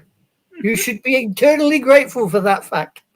All right, so I'm having the second piece, and it was hot, but I measured my response, and I was able to breathe after about 3 seconds because it went straight to my nose, and I was like, okay, this is hot. This is a hot little son of a. Did you start sweating? No, I think I got close. My temperature did go up internally. So I don't have Serrano, but as you know, like most chilies, if you take it with food, that's the way you're supposed to. See, the first time I rammed it down my gullet, so I didn't really feel anything. The second time I tasted it, and I was like, "Oh, this is a hot little motherfucker." Yeah. So the third one, I just had it part of the meal. So after the third bite, I started telling Raul, "Hey, aren't you gonna finish your Serrano?" "Oh no, it's too much for my stomach. I can't." "Oh no, I don't know, senor. I can't have any more." "Hey, you pussy. Come on, finish it off." And I finished out the fourth part saying, thank God I didn't get burned by the Serrano. It was great. It was hot. The Serrano is not a habanero, though. No. It would have been so funny if after you finish it, she would have said, "Oh, Roger, let me give him some more." That would have been funny. Had there been more, well, there was more food. I would have made my way through it.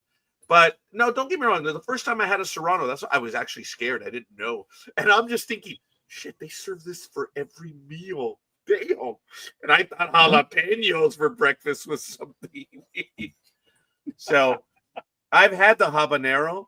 And remember when we were in Washington, D.C., you were familiar with the brand of chili that I got at that one place that Michael Day and I went to. You commented. Oh, was it? Yeah, was it a yellow label?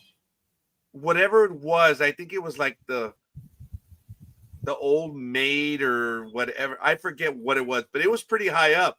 It was but habanero Tony sauce, was like, dude, right? I know the level. Dude, that's pretty hot. Was it habanero sauce? Yeah, I'm almost certain it was habanero sauce. Yeah, I think I know exactly which one you're talking about. Yep. And I just arbitrarily chose it because of the way it looked.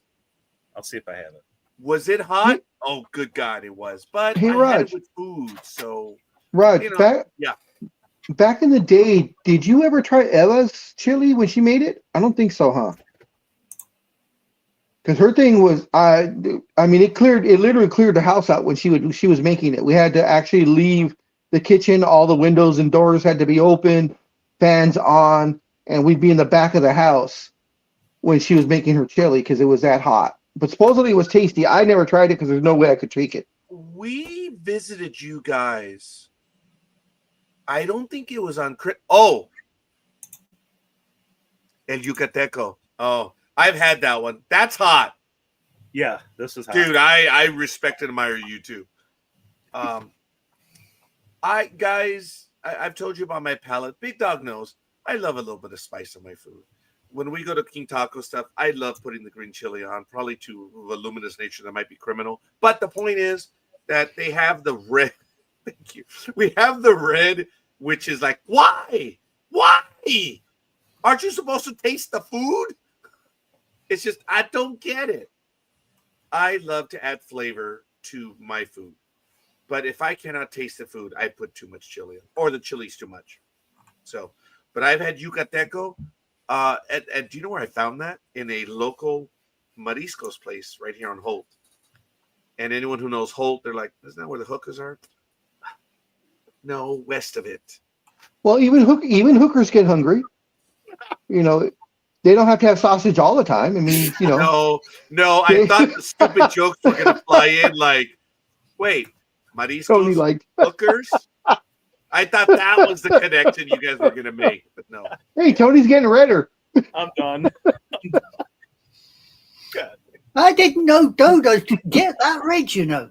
Really couldn't. I've actually turned him a good color of red once or twice. See, the problem is Tony is actually a good guy. He really genuinely is. My God. Oh my God, dude, you really are. Oh. Yeah, I was going to say, he gets any redder, he's going to spontaneously combust. You see, I didn't see his full face because he was like this. So I could see that it was getting red, but he went full screen. I'm like, oh my God, Man, you could melt an ice cube at 10 paces the way you are doing it.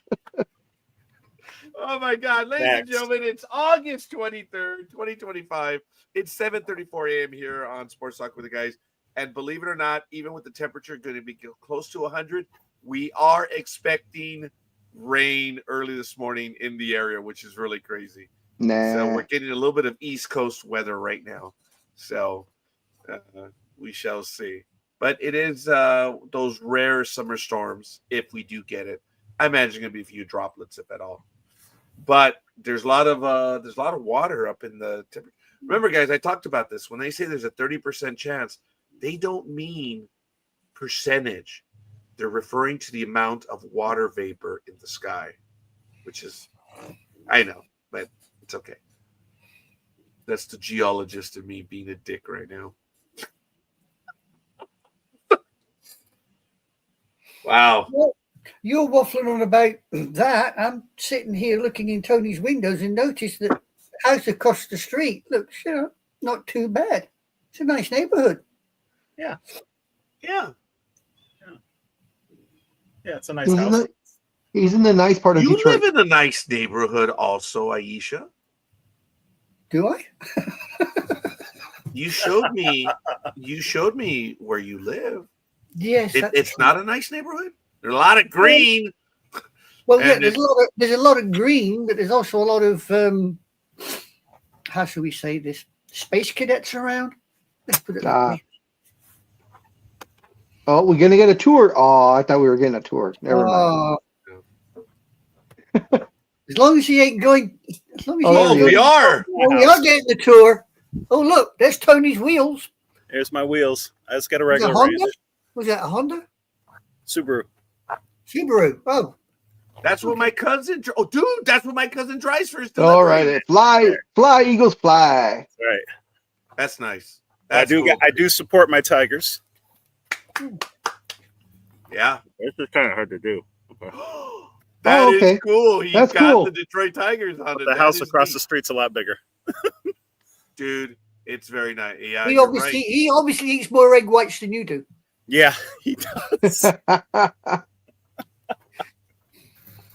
Oh, I bet that's his funny. squirrels are bigger than yours as well, aren't they? That I wouldn't know. That is cool, Tony. I had the impression because of the squirrels. I just figured you were like maybe in the backyard and the lot in front of you. That's the way I no, figured. I'm But in you're the right. Aisha did pick out the house. I think it's always been there. So how are the Yes, they little have. squirrels?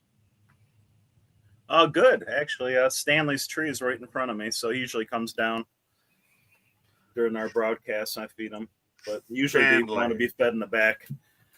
More squirrels in the back for sure.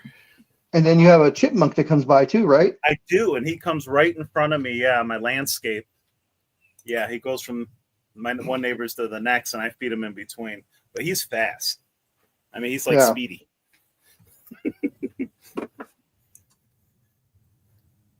Haven't trained That's him. a chipmunk. Of That's all something the different. people that we call Speedy.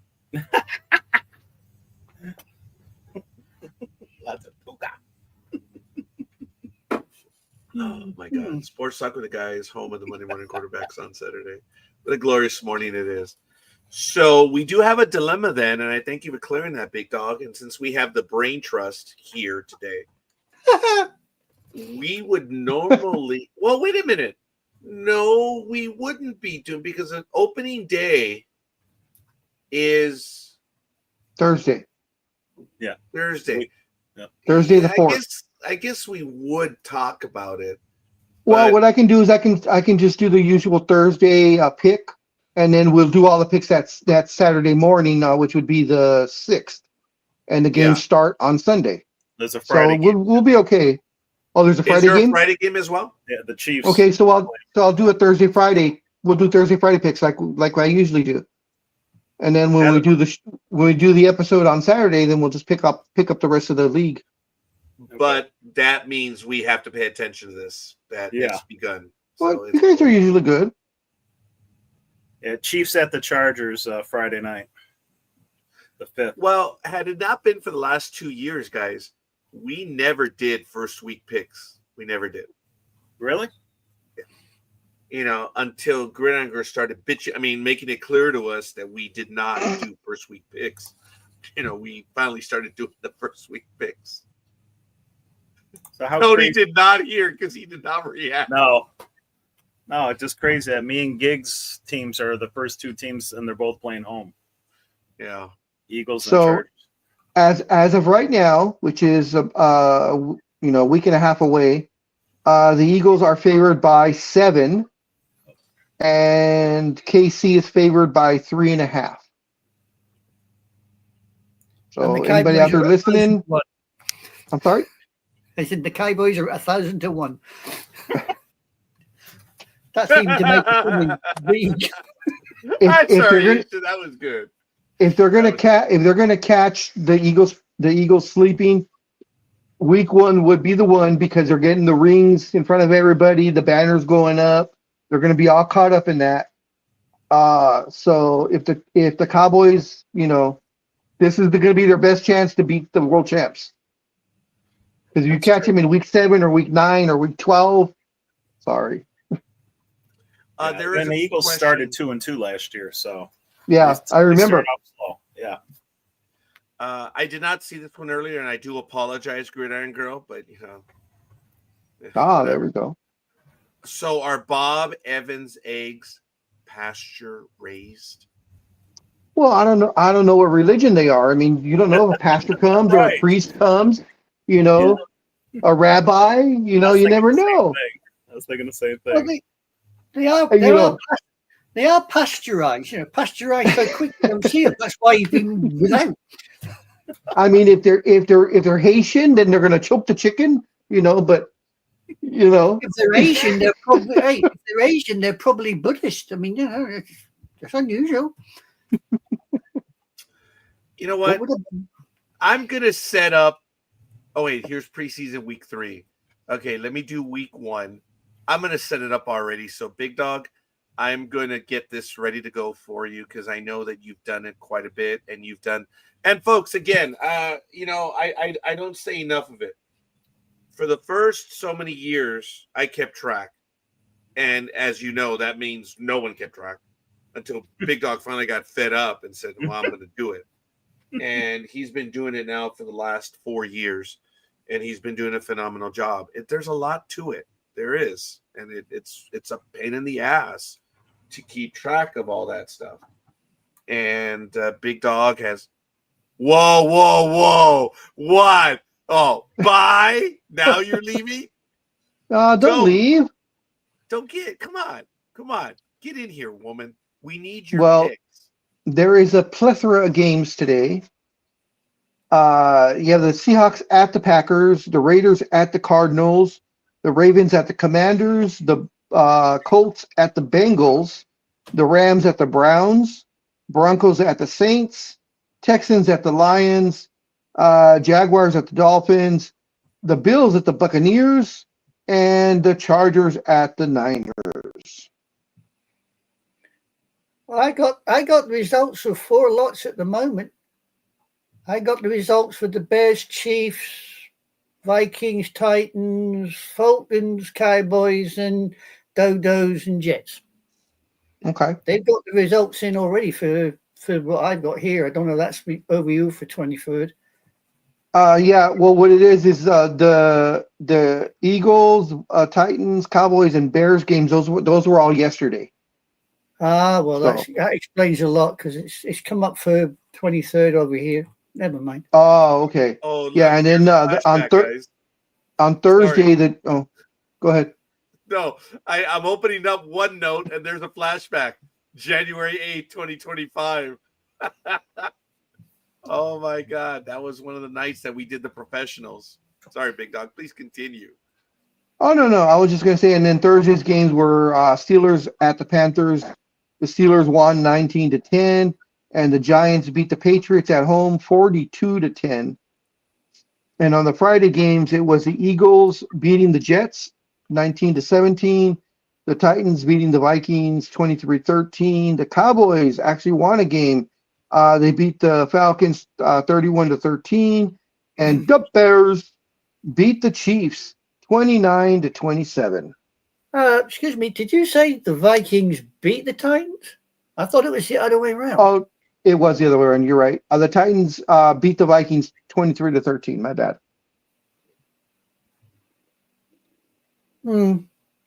As a certain Dodo would say, it was just shit playing because they was just shit teams.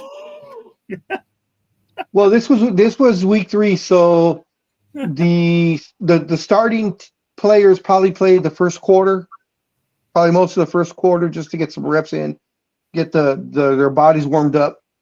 And then it was probably the guys that are on the fringe to make the team. They probably played the rest of the game. That's usually the way it works. So how are you feeling about your Eagles? I was looking at the schedule. I mean, like you said, the almost like a trap game, that first game against the Cow Turds, because they go to the Chiefs the next week. Then they play the Rams and the Bucks and the Broncos. So damn. Yeah. You guys got a tough few games, yeah. Yeah, they better beat Dallas because they get a rough road ahead of them. Yeah. So and then after the Eagles game, the Cowboys play week 2. They play Sister Mary's of Washington, right, or something like that. They got an easy schedule to start off. They'll still blow it. I don't think so. Even I don't think they will. They got too easy. Yeah, no. You don't know the Cowboys very well, do you? I would like to. I think they'll get. They couldn't listen. The Cowboys at this precise moment couldn't win a one-legged ass kicking contest. I mean, the Cowboys got the Giants at home after the Eagles game. Come on. Yeah, well, we'll see. Wow. I still reckon they're going to stuff it. They got the Bears, Packers, Jets, Panthers. So, Oh, they might win the Panthers. yeah, they'll win the Panthers. Yeah, And the Jets. I don't know. If I know that Yeah. silver-haired man has left the Jets. They might have some fun with the Jets as well. Yeah. Which silver-haired man? Oh, sorry. I didn't Yeah. mean that. I did not mean that. I apologize, Aisha. I'm know. setting up the games. I will return to The one with So- the silver hat. Yeah. Yeah. So I don't know Tinfoil if man. Tinfoil man. I don't know if you guys saw that. I guess the Browns named Joe Flacco their starting quarterback. Wow. For a couple weeks anyway. Yeah. I'm just wondering if Shedeur Sanders is going to make that team. I think by the end of the year he'll be the starter. Really? You think he's that good? Compared to what they got, yes. Well, okay, yeah. If they start off 1-5, I'd put him in the rest of the season. I know they got another quarterback ahead of him they drafted, but he doesn't look that good either. So Well, he was number 5 on a 4-man rotation, so Shedeur had to work his way up. So I mean, he does have talent. I will give him that. I mean, you know, he did, even though it was a Division II team that he played on, he still put up incredible numbers.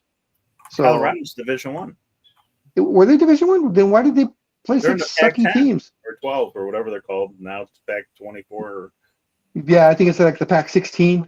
yeah, like the Big 10 or Big 18. Yeah.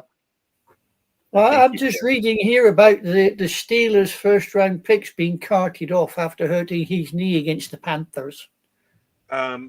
Please Is it Eric let them Harmon? know that the article is in the private chat for the co-host. They can take a look at it if they'd like. Did Rodgers even take a snap this preseason? I'm trying to remember. I need I you really- to clarify that. Did Rodgers take a snap? Dude, the guy snaps all the time. I need you to clarify, That's true. please. Aw, thank you, Tony. We're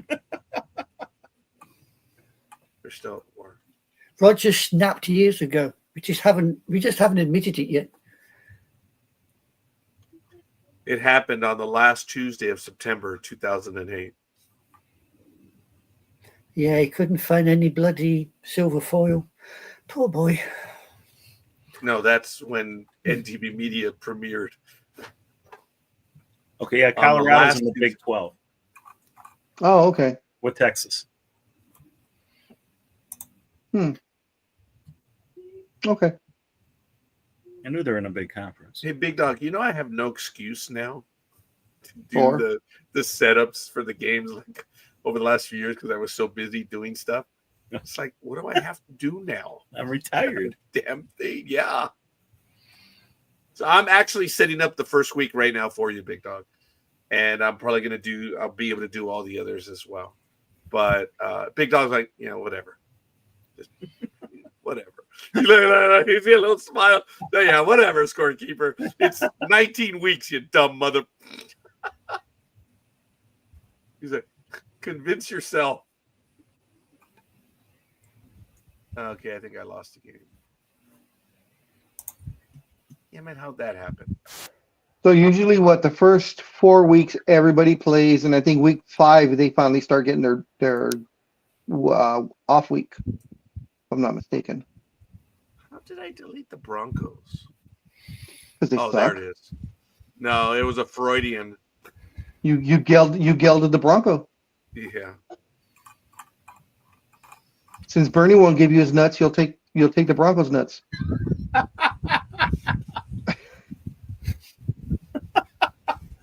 Oh. Rogers moved on to mascots now. Yeah. I never Well, knew. There you go. Well, scorekeeper and Bernie have a bromance going. So Yeah, we do.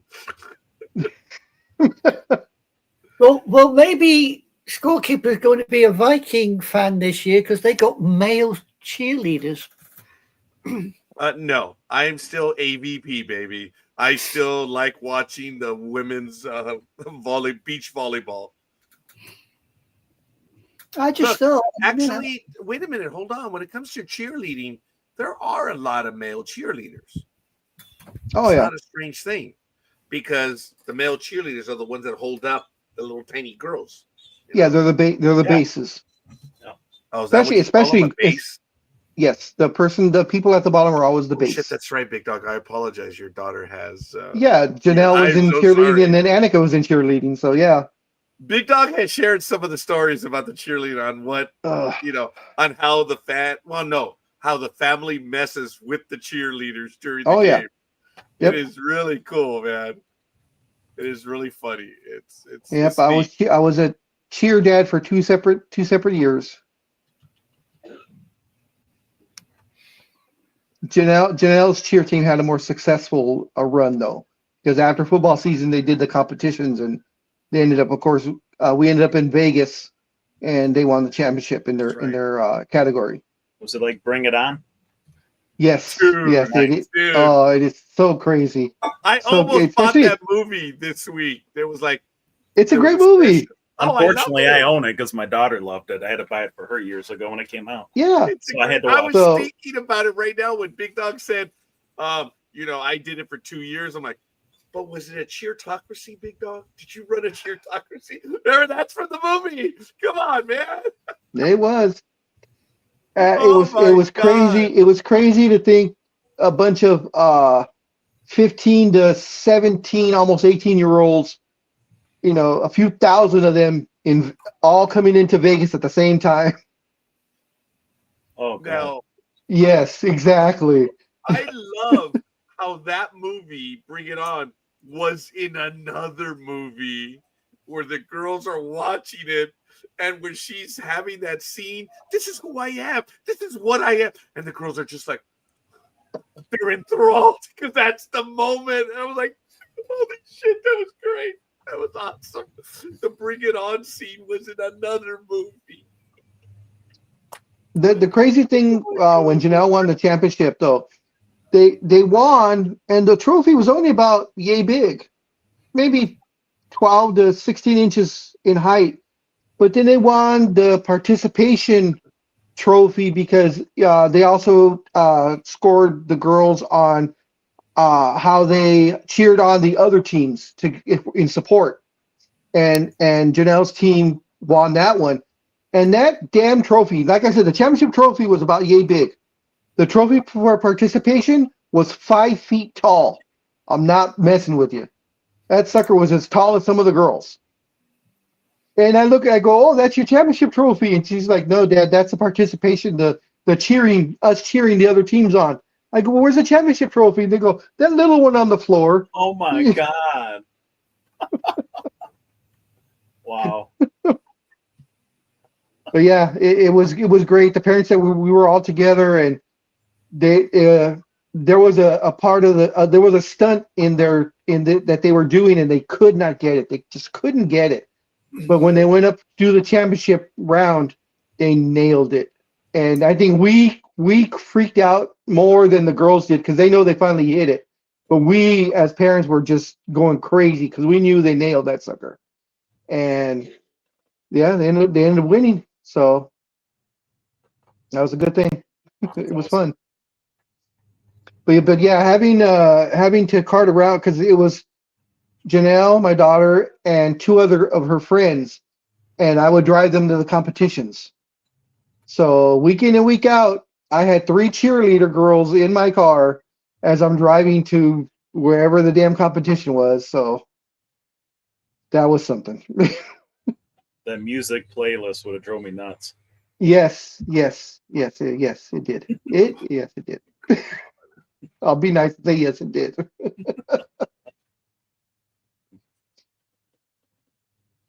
I actually had a shirt that said "Cheer Dad," and then it said "Responsibilities" in the back, and it was like drive around, put all the stuff in the car. You're not allowed to use the radio. It was like eight, 9 different things. And I was like, yep. That's me. That's funny. Okay, folks, Yes, sir. I'm ready. I'm No. ready to do them. It's early. And the only privilege I'm going to take is I'm going to go first. Sorry, Aisha. I know it is a trap game, but no, the Eagles are still better off. Scorekeeper is going to go with the Eagles, and he is going to call it 35-6. Wow. I'm calling the first game. Go ahead and put coffee down. Coffee is always coffee always does home games, so I'm pretty sure he's going to keep it that way. So, Big Dog, go for it. Who are you going to go for? Oh, it's too early. I'm gonna go. Oh, no. I'm gonna go with the Eagles. Go ahead. I'm going with the Eagles. Do I ask a stupid question, Philly? Actually, I just did. So let's finish it off. You get a stupid answer. Duh, Eagles. Hey, there we go. It's Philly. the Bears, and then it's the Eagles. Okay, well, for that, duh, Philly special. Even though Gridiron Girl and Big Dog will reprimand and try to change back to the Philly special. Oh no, I'm gonna have fun because of course I'll put because remember I put all the stuff together really close, and every Saturday you spread everything back. You put a space bar between. Yeah. All right. Well, whatever. So anyway, Aisha.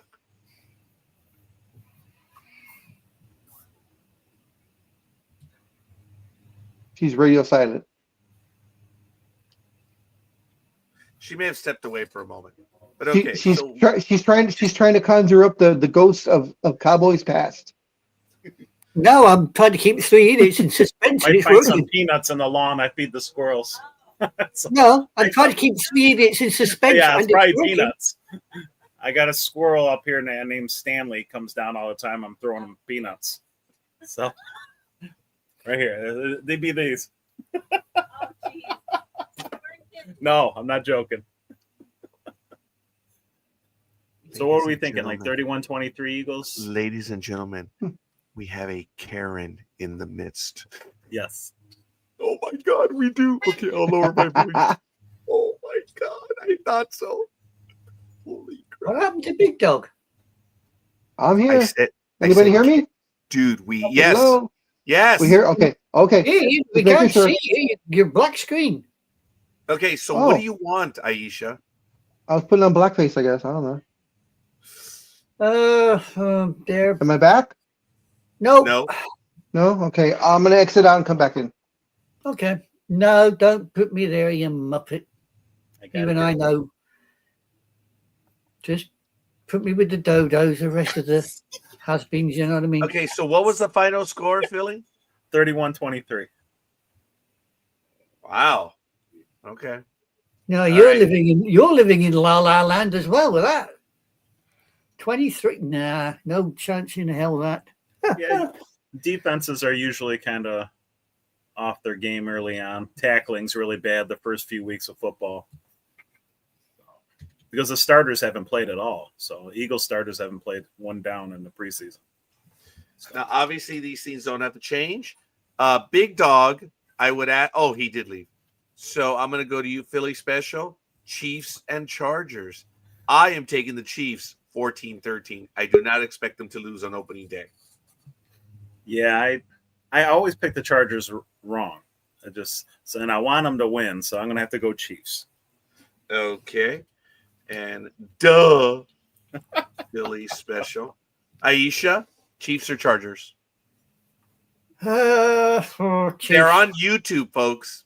So, Toma, the one who told me I was full of it. There it is, YouTube. Chiefs. Okay. And the Big Dog has returned. That was grammatically incorrect in about 18 languages. What was the line on them? Only 3 or something like that? 3.5. Oh, I'm sorry, sir. I didn't get the line on that stuff. I was 3.5. 3.5. I'll take the Chiefs. We'll see. So, do you guys want me to mark it as 3.5 or 3 1/2? 3.5. Oh yeah, 3.5. Right? Yeah. Okay. What was the line for the other one, Big Dog? Oh, I'm sorry, Big Dog. So, what are you taking? Chiefs or Chargers? I'll take the Chiefs. And in the previous game, the line is -7. Okay, or so just bear with 7. me a moment. Mhm. Big Dog, and then Coffee is taking the Chargers. Yes. Okay. I wonder what Gridiron Girl is going to take, but she blew me off. So, Well, is it well- plus 3.5 or minus 3.5 for the Chiefs? Minus. The spread is always minus to favor the team, so you don't have to put plus or minus. Well, You just put the 3.5. How can the spread always be minus? Right. I would think in my mind that would be a Scorekeeper. positive. Hello. What? Scorekeeper. Wow. Shut up. Cowboys. Dodos. Win probability is 72.4% for the Eagles. Grief, you try and help some people and all you get is verbal GBH. What was the line, Big Dog, on this one? Minus 7. -7, yeah. So 7. Thank you. 7.0. All right. So I'm glad you assumed your role, Aisha, and I hung you out to dry. What is the win probability for the Chiefs and the Chargers? 61.5% for the Chiefs. Ooh.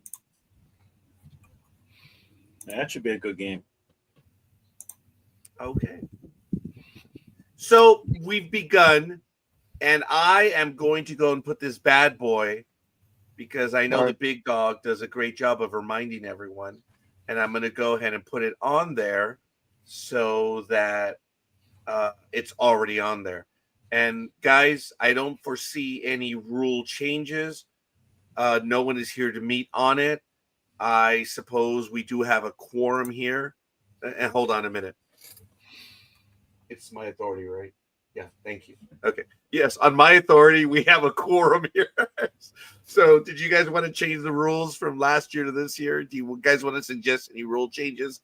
Aisha? Nope. Okay. Duh. Philly special? No. This is going to take away. No, it's Big Dog. It's not the Big Dog, but it could be. But Nah. Big Dog. Any suggestions? I'm a working man, so there's no the. It's like if you're an officer, you don't say sir. I'm just Big Dog. Big Dog. Okay. So I do suggest that we add a new rule, and I'm going to name it the Robles rule. And the rule is that if you're going to bitch about something, you have to do it the week of. You can't bitch about it after. Boy, he wants to go to war, huh? With her.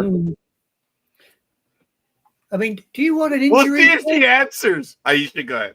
Yeah, do you want an injury report for the Chiefs and Chargers or not? I thought you were like, I have an injury report. Green-eyed girl kicks the shit out of Scorch. Well, I I thought you could were work on gonna do that one, but no, I just. Oh thought, my God. I thought that was going to happen. Okay. Big Dog, I'm going to get this one on the Facebook page for right now. But if you want to do Okay. an injury report, go for it. It's kind of early. I mean, we still have a week and a half. I know. but We're but just sure. doing this to do it right now. But Aisha, if you want to be, this is our Anime our Girl is being training. proactive. She's being proactive. no, I just Hey! shut him up. She goes on screen and the first word is no. Yeah, no, shut him up, There you go. and you can belt it and all. Apparently Jesus your sake. alignment is correct because you pointed in the correct direction this time and you got him too. I'm just curious where Speedy.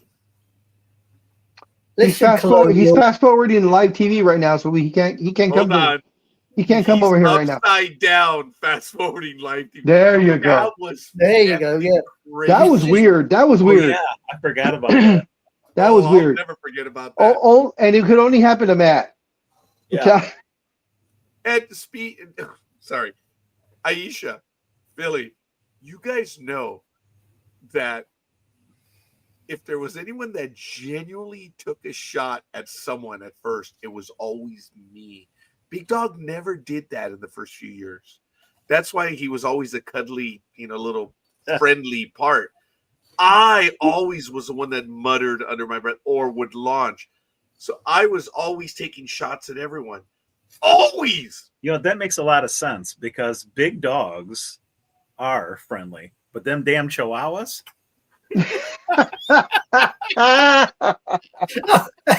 Talking about chihuahuas, did you see that post on Facebook about the shark? There's two sharks, and the shark above looks at the shark below and says, "You look a mess. What happened?" He says, "I took on a chihuahua." No, I've not seen that one. Oh, yeah, I think I sent it to you. I sent it to you, a Big Dog. I may have not seen it then, and that's my fault. Because I did send it to people. I know I did. You have to go look for it. I'm going over to Facebook right now. So I'm going to do my best to help out the Big Dog on that, because I'm not kidding, guys.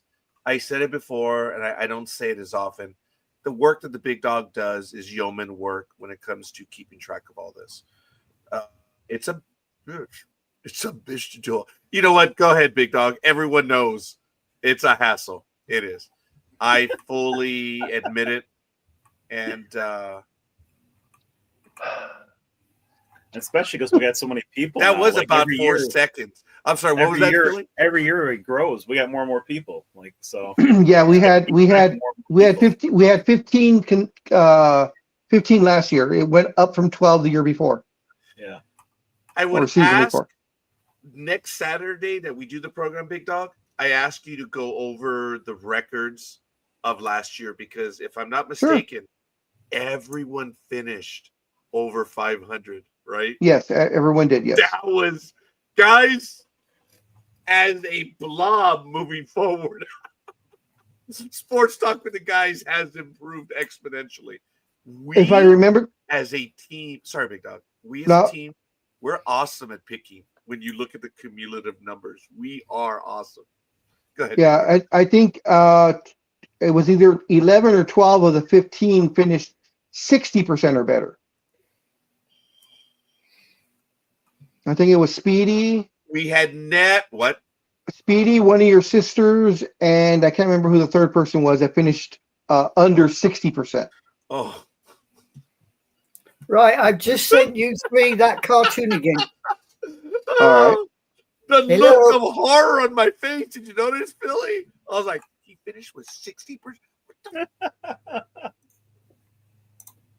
Wow, guys. As a blob, as an entity, Sports Talk with the Guys picks very well. And we have picks. I mean, we have. No one as a group can say anywhere in the world that they have picked as well as we have over the last 3 years, and especially the last 2 years. And last year, dude, we were awesome. No one was at 50% or less. Or I should say, no one was less than 50%. Right. That was impressive. That's cool, man. We all have taken each other's games. So I myself have seen my numbers go up. Why do you think I'm trying to play the humble pie dog? I'm like, I'm hoping to be able to keep up with you guys, because I know last year, Tony, dude, I picked some of them that I had no business winning on. And there were games that they won in the last 10 seconds. And I got those. Yeah, that's why I'm like, I'm happy to be here. I am. I'm not going to predict who's going to win, because the last 2 first place finishers have been different. Actually, the last 3 years have been different. No. Last 2 years. Last 2 years, it was myself and Aisha, right?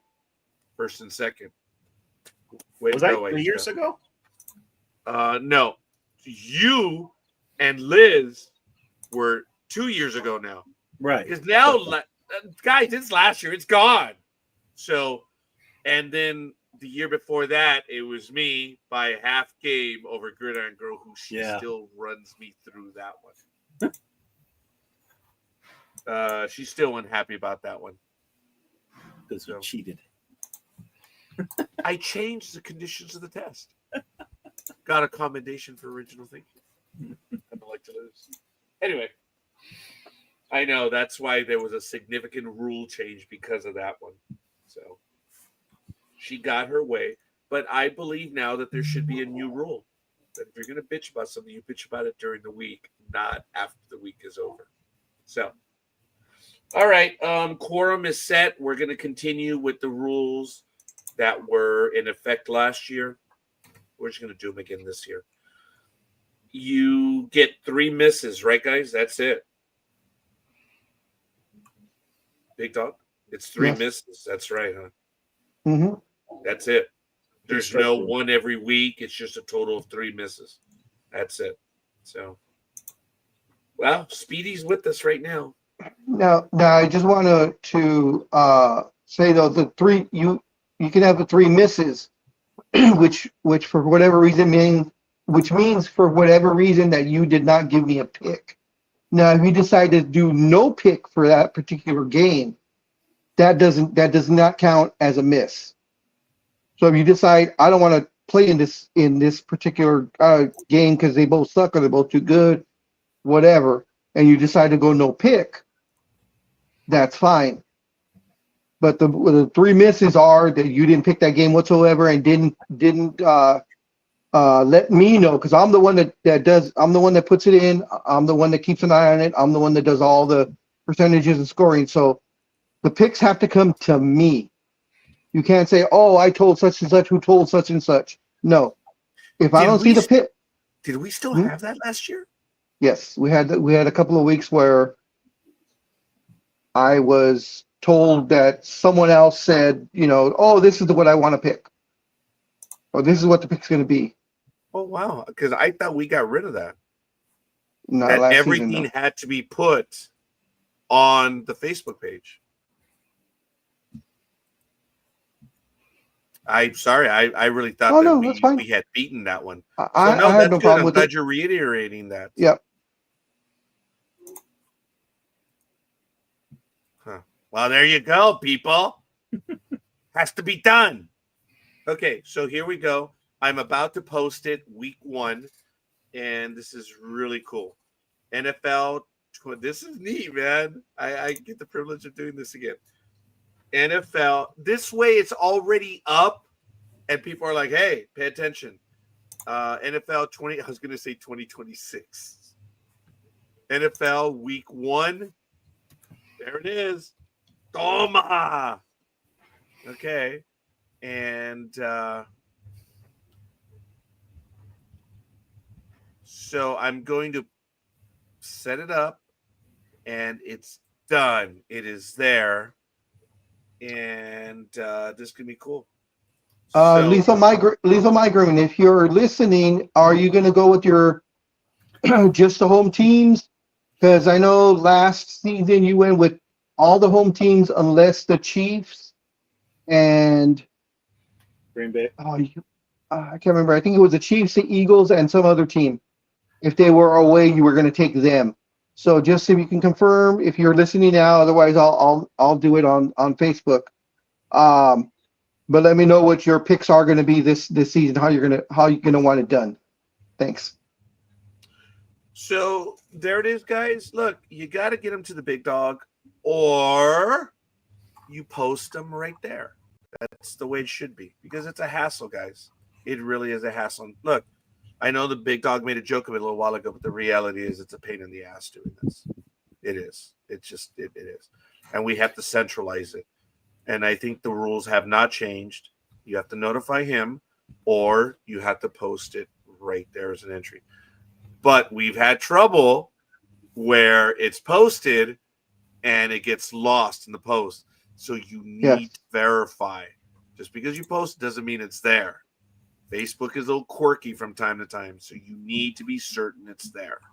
So, other than that, I think we've been able to verify. Everything else is really good. But It's a shame, Big Dog. I'm sorry that we still had that last year, but no, it should be him or posted on the Facebook page.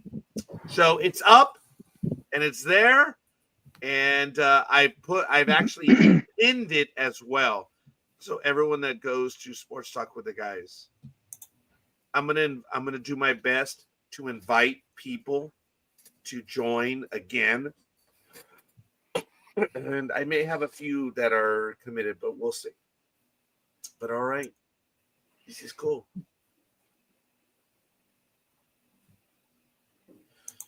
I was looking at the preseason stuff. How are the Raiders doing? Do they still suck? Yeah, they do. Their running back looks good. Guys, here's that cartoon. It should come up on the screen. I did try to share the screen. Raiders are 0-1-1. No, they tied like Seattle, right? Yeah, 1-1. Yes. You did have it up a moment, and you know what, Aisha? I did see it, which is really cool. So, yeah, if we can play it again, that would be neat.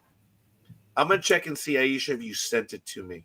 No, I did send it to you, but it doesn't. See, I haven't got bloody access, so it's not working. Sorry, guys. It's all right. We'll see if we can fix that. It is right there on my page. This one is cool, folks. It is funny. Here it is. Here it is. What the heck happened to you, Tiger Shark? A Mako? A hammerhead? No. I try to eat a chihuahua.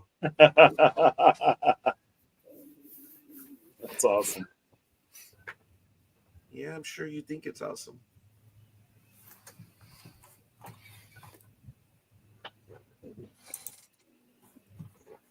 All right, folks, 8:17 a.m. This is Sports Talk with the Guys, home of the Monday Morning Quarterbacks on Saturday.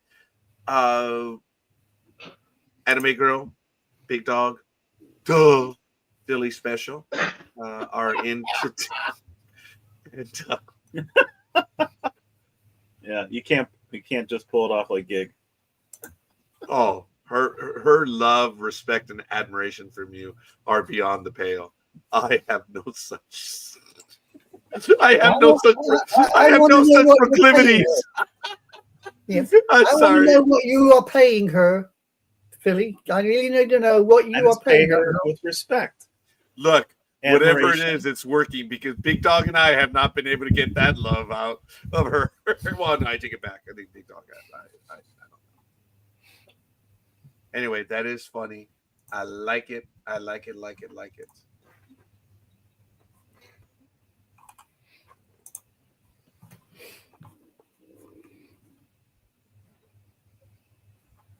Huh. Someone sent me. See, I'm never in the Facebook. We noticed. Shut up.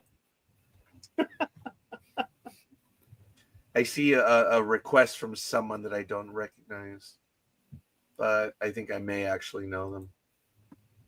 So That's right. And now that you said that, I should remind you. If you get a chance to talk to Terry, he might have gotten hacked again.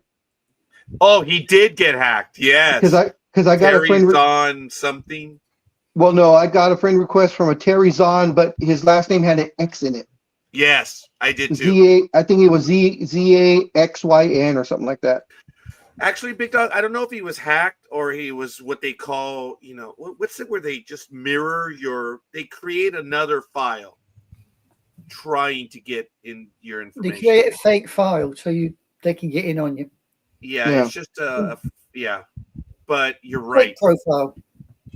I, like a bonehead, immediately saw that, oh, that's fake, and I deleted it, so I can't find it anymore.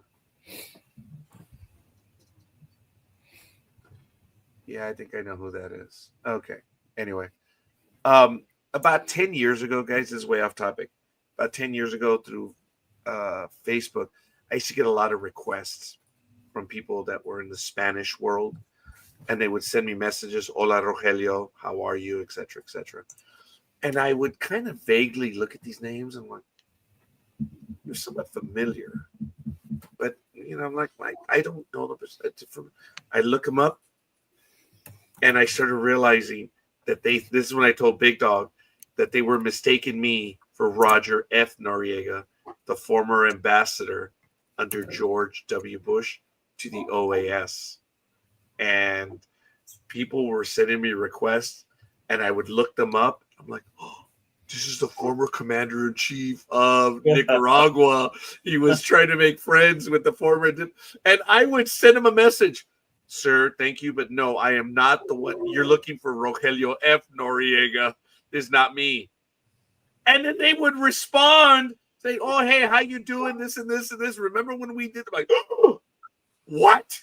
And I'm like, dude, I learned some things. That remember when this was going on? I'm like, wow, those parties were really good or whatever. And it was happening regularly. And then whenever there was something going on internationally, dude, everyone would send me all these missives that were like, dude, you are a criminal. You're this. And I would tell them, I am not Rogelio F. Noriega. How apropos. I am Rogelio D. Noriega.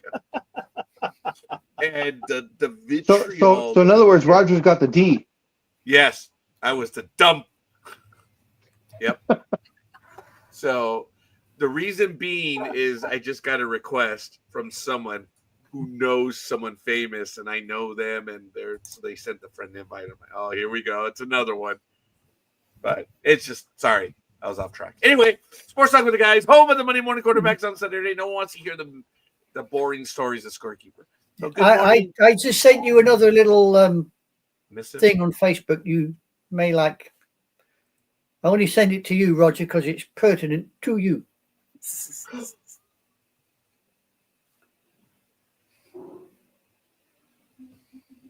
I got to reset. Got to reset. Yeah, because the new ones didn't come in. See, his posh he gets to reset. I have to wait.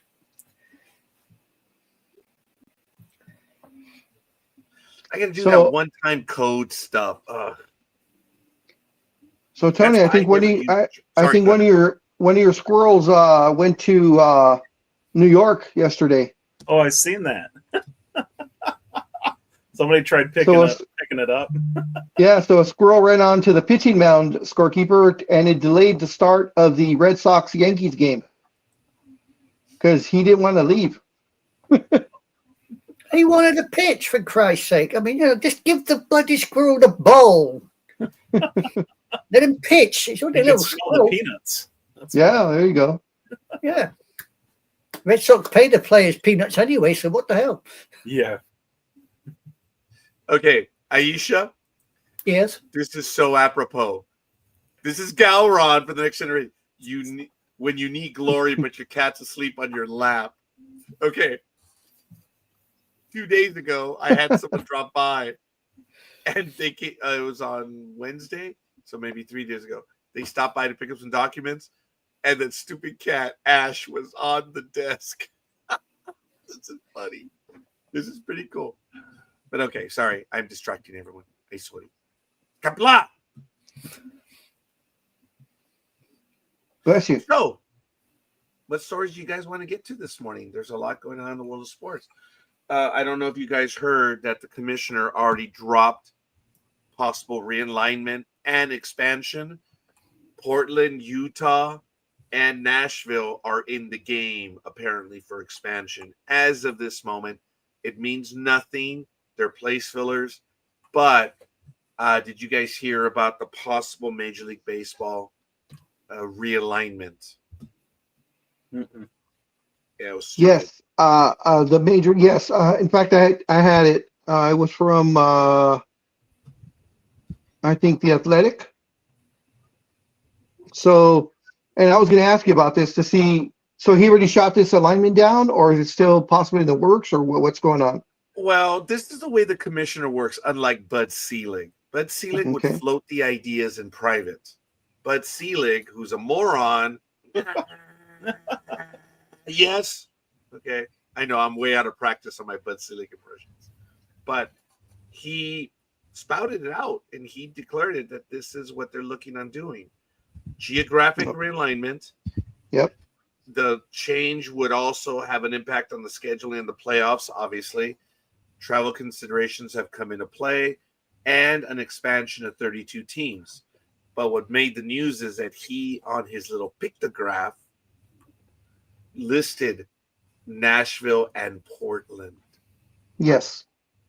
So So go ahead, Big Dog, please. So what we have, so the American League in the East, it would be the Orioles, the Red Sox, the Yankees, and the Blue Jays. This is the one I have. I don't know if yours is going to be different or not. In the North, I have the White Sox, the Guardians, the Tigers, and the Twins. Hold on. Oh, hold on. Wait a minute. Then I may have the wrong one. The one I'm reading off is from the Athletic. So I guess there's different ones proposed out there. I'm not sure. Yes. Okay, so in the American League South, I have the Rockies, the Astros, the Royals, and the Rangers. And then in the West, the American League West, it would be the Las Vegas Athletics, the Angels, the Mariners, and either Salt Lake City or Portland, whichever one gets it. In the National League, in the East, it would be the Mets, the Phillies, the Pirates, and the Nationals. In the National League North, it would be the Cubs, the Reds, the Brewers, and the Cardinals. In the South, it would be the Braves, the Marlins, the Tampa Bay Rays, and either Nashville or Raleigh team. And then in the West, it would be the Diamondbacks, the Dodgers, the Padres, and the Giants. Yeah, it's absolutely crazy.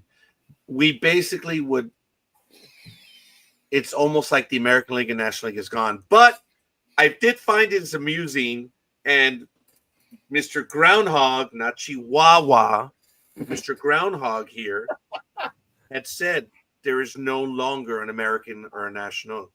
And people are like, oh, God, the American and national are gone.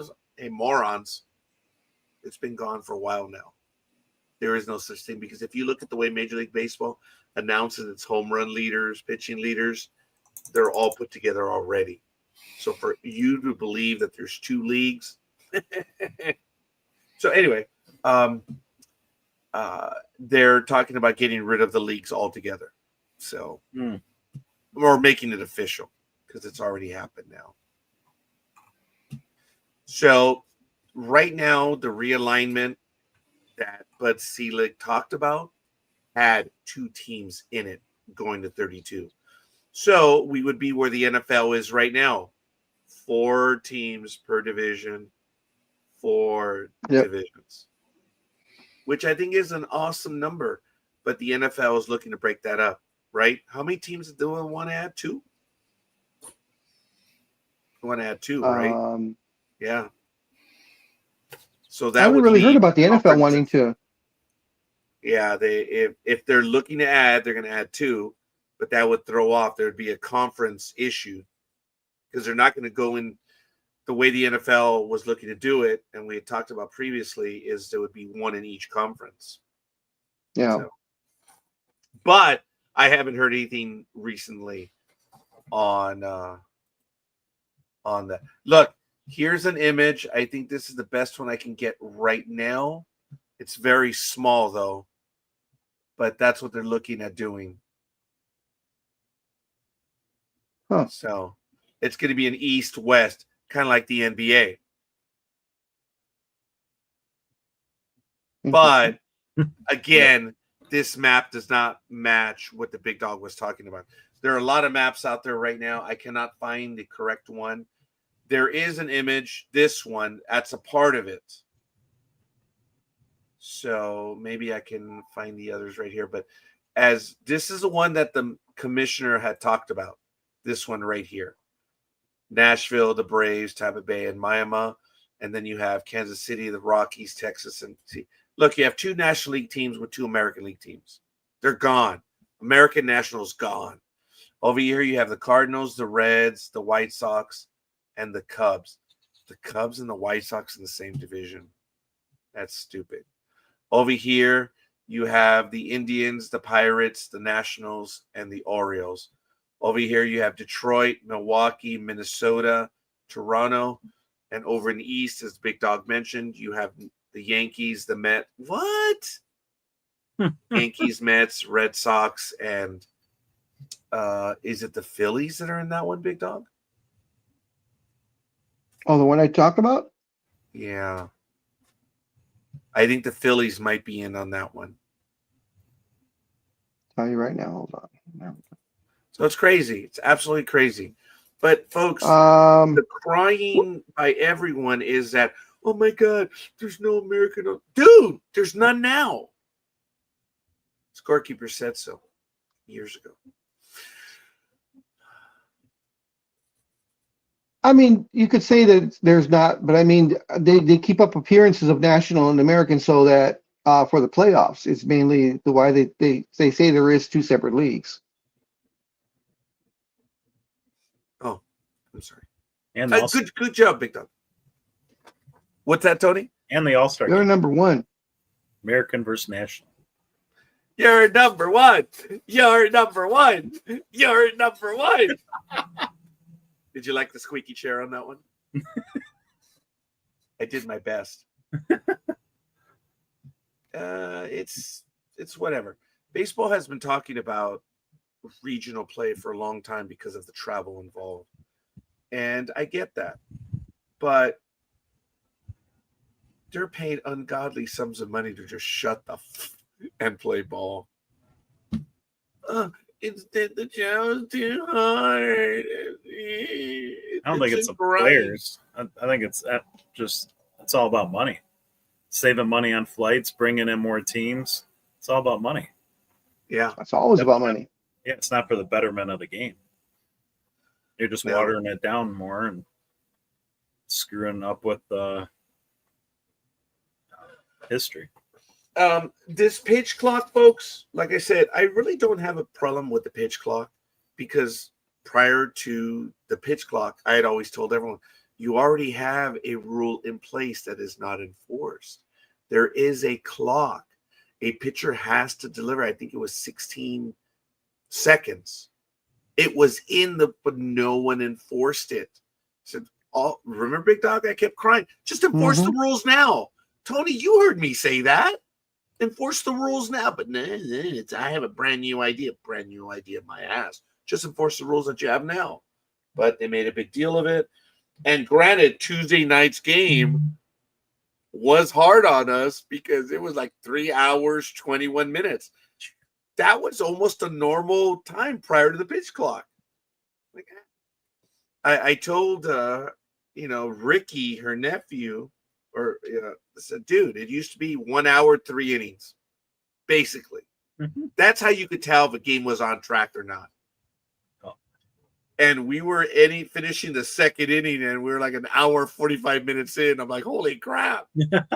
I mean, in any world, right, Big Dog? That's, oh, God. Yep. So it was a long game. So, but it was a fun game. The home team won. As I said, I don't know, Tony, if you've ever heard me, but when it comes to sports, I know people will argue, but there's nothing like the home team winning. Just nothing like it, baby. It's great. We went to a warm day, right, Big Dog? But we had a breeze. Yep. And it was a nice vibe. It was cool. Tony, did you see that I had a chance to win a Toyota? Yeah, that was cool. Yeah, that was cool. They even got me because they were talking about, we don't have the tickets right now. We're going to have them next inning to give out, but we can still go ahead. I was like, okay, sure. Yeah, well, I'll take it for the team. They should have let you talk more, though. I was like, come on. Give Roger the mic. Thank you, sir. No, they don't. No. What the heck? They sarcastically said, wanted that little guy to keep quiet and give you the mic. Yeah, his name is Mike. His name is Mike? Yes. Yeah. Hand over the mic. Big Dog was there, yeah. I immediately said, dude, we just need you to stay quiet and look pretty. Then why didn't you choose her? That was Claudia, who was sitting right next. And for those of you who've seen the video, you're like, yeah, they should have chosen her, but no, because Well, what was funny is I should have actually been recording before he started, because Roger stood up. No, Roger stood up and he's trying to slim himself down. He's putting his jersey together so it looks like it's closed. you can see that on the video that she He did recorded. that twice. Yeah. Yeah, it's on there, sadly. It was fun. It was absolutely fun. It was fun. And to have been chosen for that. Scorekeeper and myself both asked Mike and one of the other people, has anybody ever actually hit it through that little window? And he's like, I've been here 4 years. He goes, and it's never happened. Hell no. They've never gotten close. No. But I will tell you that during that inning, dude, I was alive in that inning. It was unreal. But I said before, no, there's no chance. There's absolutely none. But it was so alive for me. It was really cool. It was fun. I enjoyed it. I'm sorry, folks. This is my moment. I'm going to play it again because Roger's stupid. And he did not act like a little chihuahua on that one. So here we go. One more time. Boom. You can hear, right? Yep.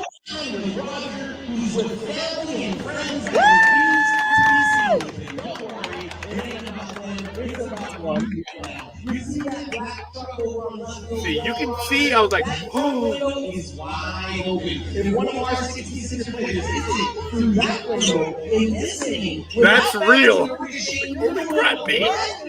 Oh, yeah, baby. Yeah, I'm in. It sounds great. How about we hook up your entire section with free oil changes?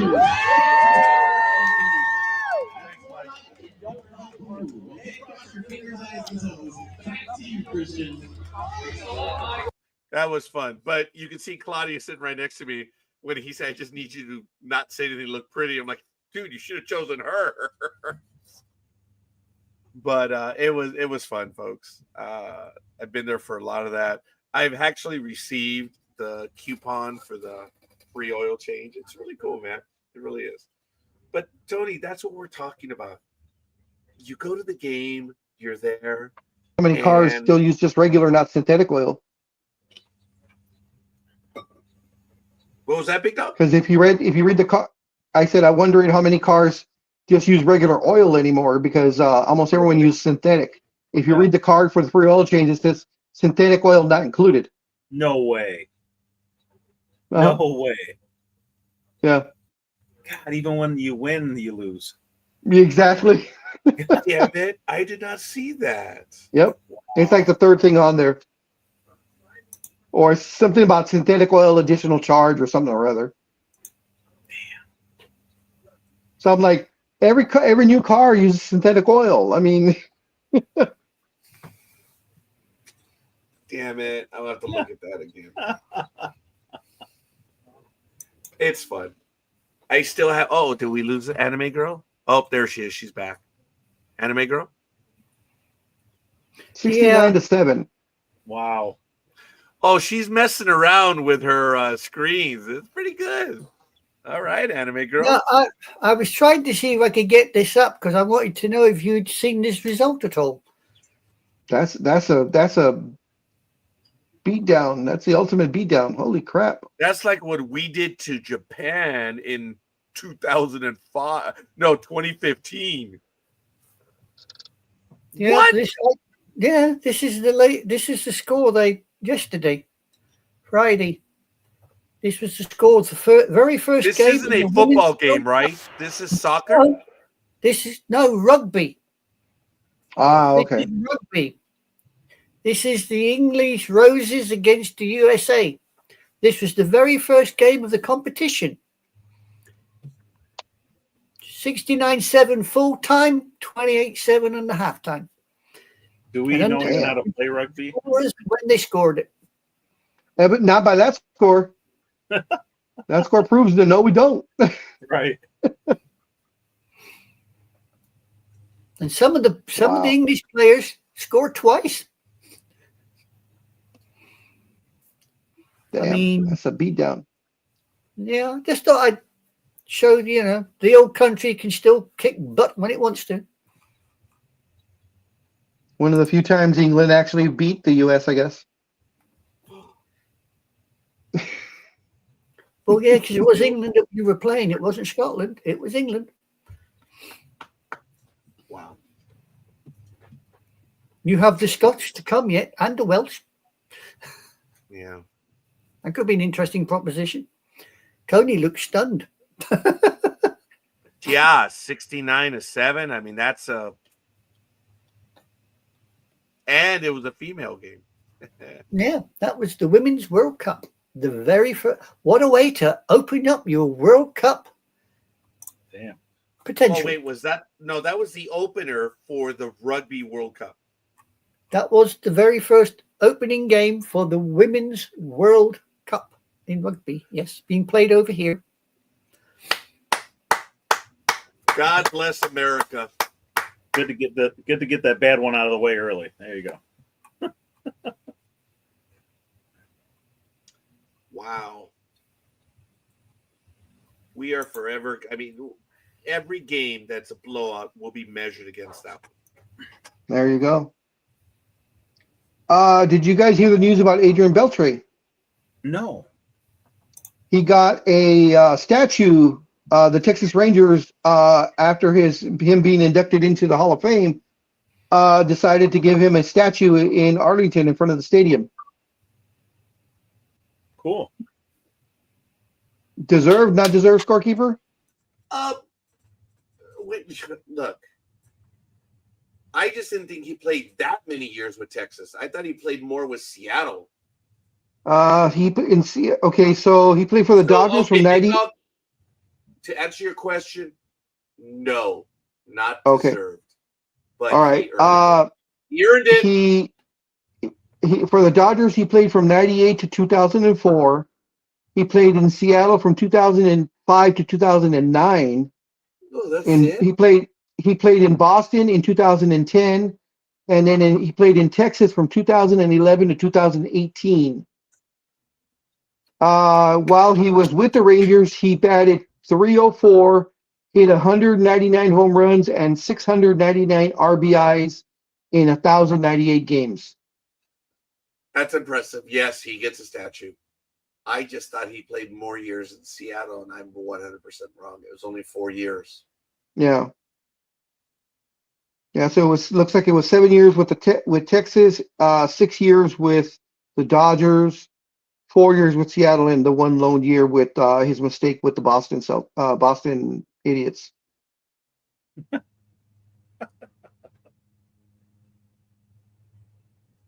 Damn it.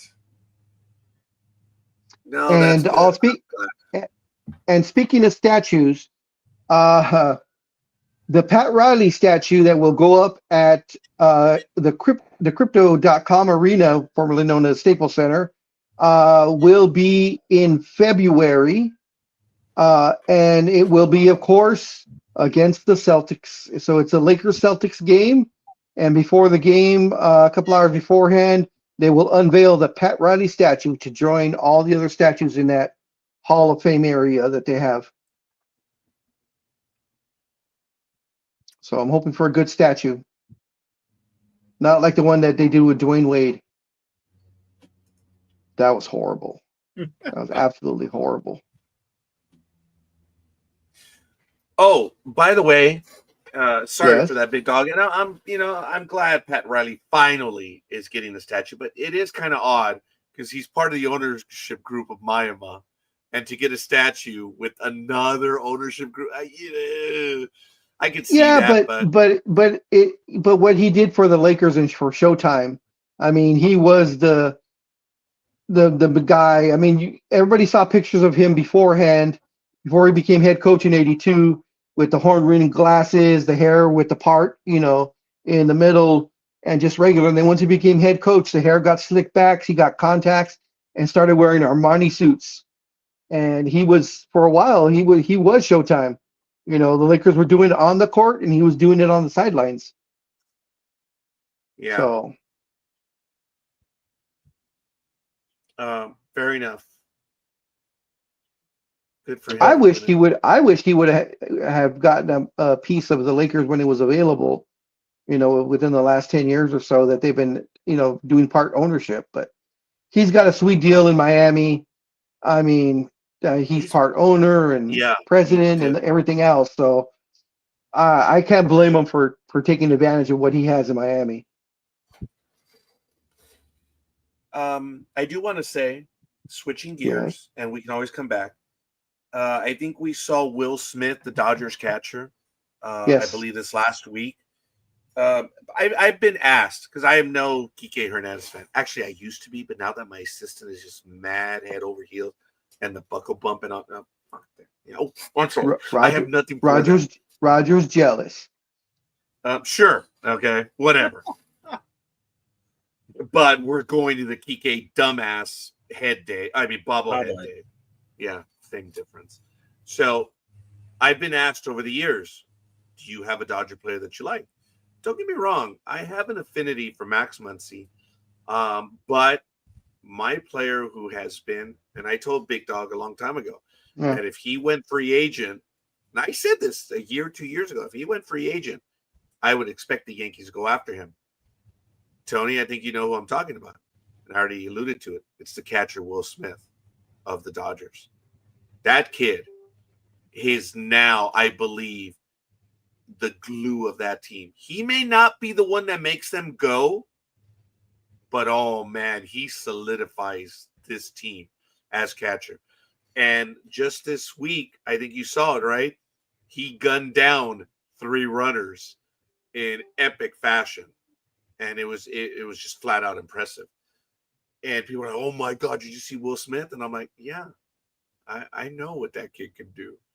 And as I said, if I were a Yankee, if I were management, that would be one guy I'd go after. But the Dodgers were smart. They signed him to a long-term deal.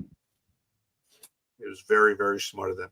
Will Smith is one of the better catchers. And I think I was having the conversation with the Big Dog earlier. And I think Big Dog asked, so where would you rate Piazza compared to Will Smith?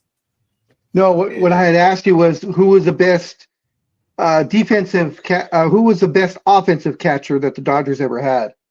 And that's when I said Piazza. Oh, come on, man. Duh. Of course, and then I'm trying to be a jerk. And of course, with Piazza on the obverse side, is he was probably one of the worst defensive catchers that the Dodgers have ever had. And Big Dog asked me, where would you rate Piazza? At which point I said, can you go get me 2 more hot dogs? $2 hot dogs. I want to give a quick shout out to Hope. Thanks for stopping by, Hope. Thank you for that. I appreciate the comment or the like. Thank you. It's clear that guy is the one that makes the Dodgers or solidifies the team. I don't know who makes them go right now, but if the Dodgers did not have Will Smith, I don't care who they'd have on there, they would be having issues. And, way to go to Dodgers management to get them to a long-term deal. And then, of course, have all the other talent that they've added around him, Mookie Betts. That's going to turn out to be one of the greatest steals of our generation. Oh, getting Mookie? Oh, yeah, Mookie definitely. Betts. Guys, if you want a teammate, that's your guy. If you want a team player, that's your guy. He's an outfielder. The Dodgers asked him, hey, dude, we knew you used to play shortstop before. Can you play shortstop? Do you know what Mookie did? When do I start? That's it. That's all he said. Then you look at the reason why Devers got traded from the Red Sox is because they needed Devers to play another position. And he said no. They traded him to the Giants, the hated ones. And then the Giants said, hey, could you do – oh, nope. Dude, we need you to take some ground ball. Nope. That guy's a dick. And Mookie Betts, on the other hand, that guy's a team player. When I saw the World Series and when I saw what the Yankee fans did, come on. I don't believe in any of that crap. That day it happened, I was like, they should have been kicked out permanently. You don't do that. And it was stupid. It was very stupid. You just don't do that stuff. And I think those idiots have been kicked out of baseball. I don't know if they can go to any game right now. But you know what? Don't care. They're useless losers. Mookie Betts, the Dodgers trading for him is going to be one of the trades that we're going to be talking about for the next 20, 25 years. The Dodgers were able to get a generational talent. And it was good. Go ahead, Tony. You said it. Generational talent. I like that. Yeah. For our generation, hell yeah. Future Hall of Famer. You had to ruin it, Tony. You had to ruin it. Roger's pulling out what little hair he has left. The Mookie Betts of the world. The Mookie Betts of the world. Oh, there we go. Yeah, what he meant to say was that Mookie Betts is the future Hall of Famer, and he fits in that group of Mookie Betts of the world. You know. It is very difficult to hate the big dog. Yeah, but you also have another future Hall of Famer on that team, with Shohei Ohtani, and all the Shohei Ohtanis of the world that play two positions.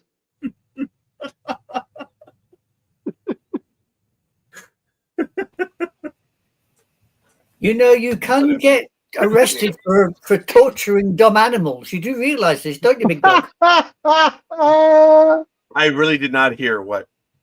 She says I could get in trouble for torturing dumb animals.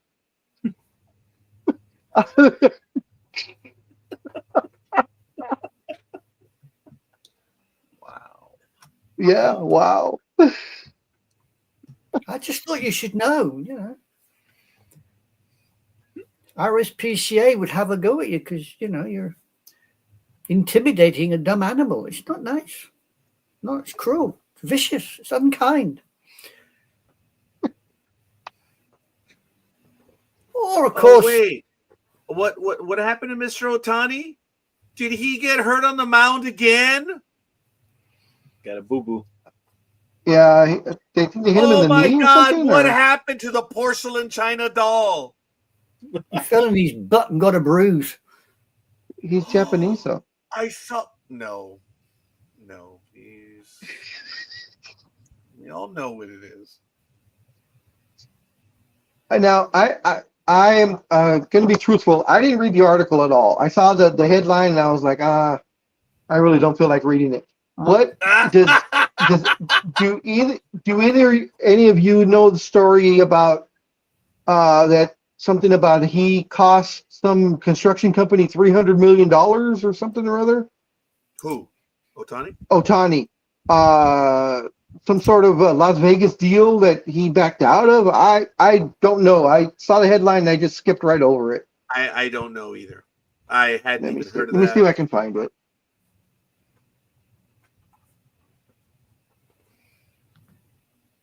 It's just, look, the Dodger team has done so well to get the players and to try to sign. The Dodgers have had an incredible amount of bad luck this year with their starting pitching. And I don't like to see when something like that happens. It's just, damn, everyone they signed has gotten hurt. Amazing, but they're still in first place. So good for them. Dodger management has been doing the best they can to put a team out in the field. But this is not me laughing at management. This is me laughing at the type of players that they have. They're brittle. They break easy. Man, it's just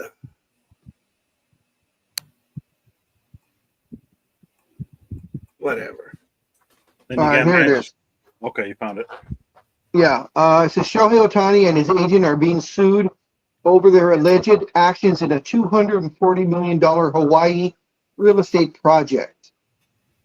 A Hawaii real estate investor and broker are suing Ohtani, claiming the Dodger superstar and his agent got them fired from a $240 million luxury housing development on the Big Island's coveted Hapuna Coast, and that they brought him in to endorse.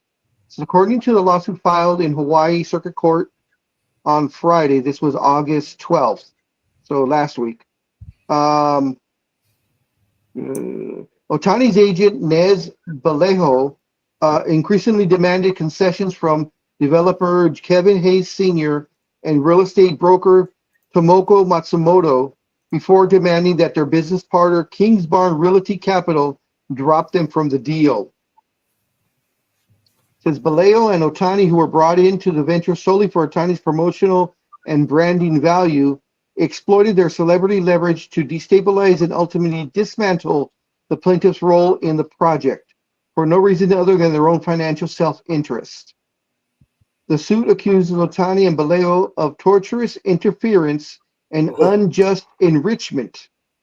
Hayes, a developer with 40 years of experience, and Matsumoto, who was to be the listing agent for the houses, averaging $17.3 million each. Says Otani and Vallejo also try to undermine their interest in a second neighboring venture. Okay, so they're saying this case is about abuse of power. Defendants use threats and baseless legal claims to force a business partner to betray its contractual obligations and strip the plaintiffs of the very project they conceived and built. Okay. Torturous interference. That was a good term. I hadn't heard that one in a little while. But look, it's going to be very simple.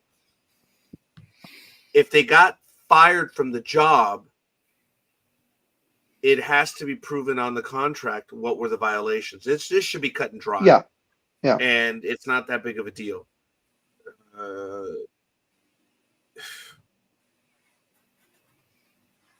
Did they say what? Well, I guess they wanted more money. Is that the implication that they're saying that Otani and his agent wanted more money? They wanted more concessions out of them, and they weren't getting. They wanted more. They wanted more concessions. I guess they were originally told this is what your concessions will be, and then once they got there, I guess the agent was asking for more concessions. Well, good luck. It should be very easy to prove. Did they say, as I was listening to what you were talking about, did they say why they were fired? What was the reason why they were taken off the contract? I didn't think I heard that part.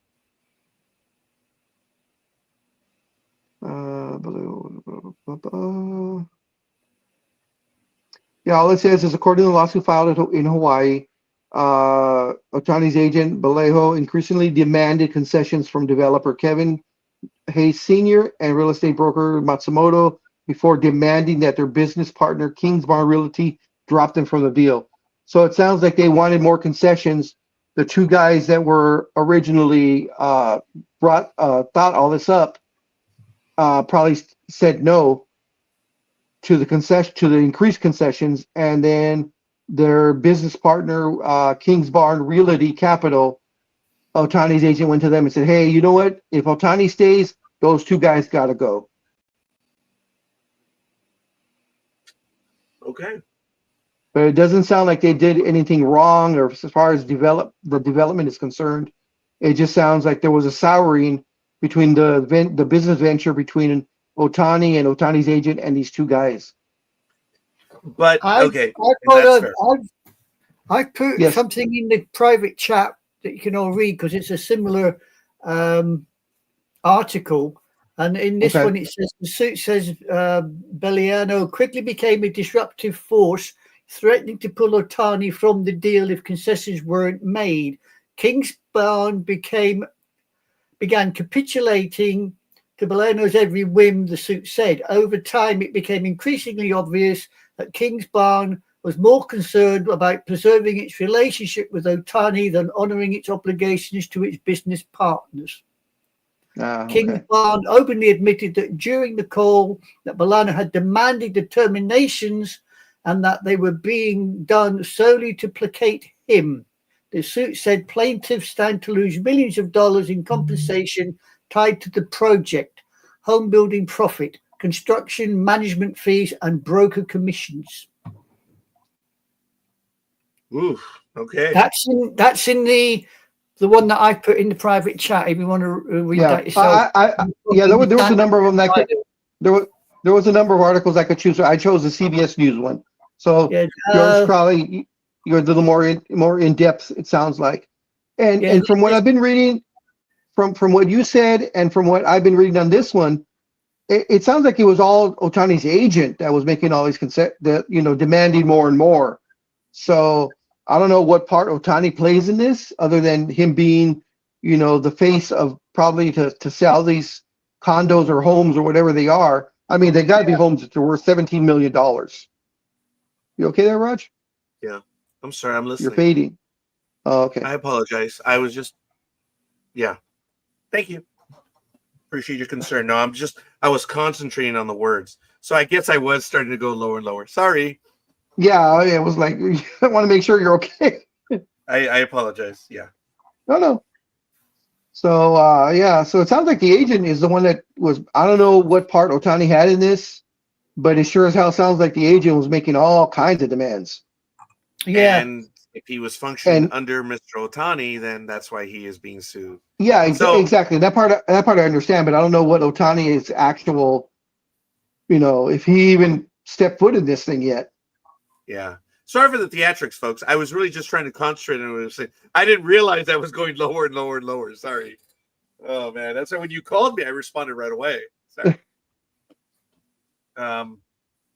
It's going to be very simple if there was a... Look, we've talked about this in the past. We don't pretend to be developers ourselves, but we know enough that you have language, especially in a high-profile thing like this, that it's all about image and seeing things through. And if you're already in the contract, there's only several ways that they could remove you. Yeah. So, yeah. Yeah. And Roger, I don't know if this is pertinent to what's going on, but according to this, it says Otani will act as the celebrity spokesman for the project and has committed to purchasing one of the 14 residences within the project. The brochure further says he will also intends to spend significant time at the Vista in the off season and will construct a small hitting and pitching facility for pre-season training. Okay. So looks like from what they're saying there that Otani seems to be really pushing for these deals. So I don't know. But it says... Oh, now we know where Mr. Otani will live right after the contract ends. Exactly. Because he's going to be in Otani, he's going to be in Hawaii, and when he's paid the $680 million, he'll have to pay Hawaiian taxes on it, not California taxes. And it's interesting that I can see why the realtor guy is Matsumoto is suing, because he's the guy that was going to get his commission, which is usually 10%. So if it's a $17.3 million home, that's $1.73 million for him as his his cut for selling the property. So yeah, I'd be pissed too. If all of a sudden, for no apparent reason other than Otani's agent doesn't like these guys, that they're let go. But like Scorekeeper said, it's written in those contracts. They're very specific in those contracts, especially when that kind of money is being thrown around. They're gonna double check all those I's and cross those T's, and they're gonna check it 3-4 times before it goes, to be legally processed. So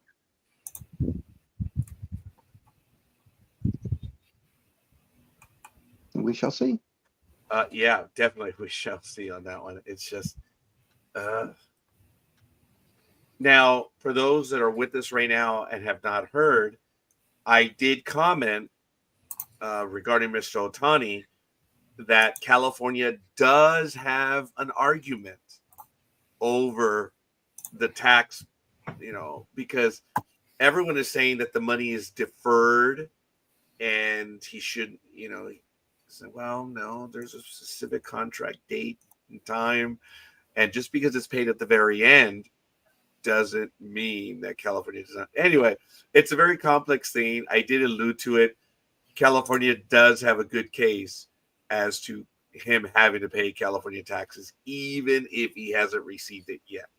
So And this is why I smile, because I see Big Dog doesn't know this, but I slam the Big Dog regularly in his absence because of the one argument he made one time.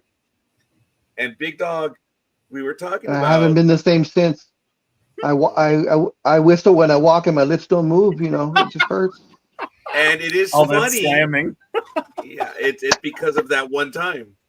I have to tell you that Big Dog, they were talking about this guy that spent like $50,000-$70,000 and made it rain. And they were trying to give me a hard time on this program. I think Thomas was here and a few others. And they're like, but Raj, that's what's done normally in that business. So they have an argument. It's customary. At which point I told them, no, it's not. It's not. And whether it is in that world, fine. But the laws have not changed, and ignorance of the law is no excuse. Was that what James Harden? Was it James Harden the one? I don't know, I think it might have been. Supposedly threw $50,000 in the air and made it rain. So that was some rapper. I remember that now. Yeah, they were trying to make it deductible, and they were kind of pushing me on it. And I just told them no, it's not. But Rod, that's the way that's what they normally do in their lifestyles. I said, no, rules are very simple. I said it is deductible if you can get the one that was rained on to give a receipt for payment of services. If they get a receipt from the hooker that she got paid $50,000, then that's different, because at the time you had meals and entertainment expenses, believe it or not. It was funny. So at the time. I've stuck a couple of more articles in private chat for you, Rog. If you want to get to any one of them, it's up to you, pal. Why don't you? I just thought it was funny right now that this article brought it up. Look, I hope the allegations are not true and it's just an unhappy developer. But was it Mr. Otani or was it the agent that was doing this? If it comes out to be true. Oh yeah. Because I mean, it's pointing to it being his agent. I would say it's the agent as well, Big Dog. There's a teammate that Mr. Otani had who just publicly came clear. He says, no, guy's a dick. This and that. I'm noticing that there are more people coming out of the woodwork now, and they're going after Mr. Otani. It's just kind of amusing.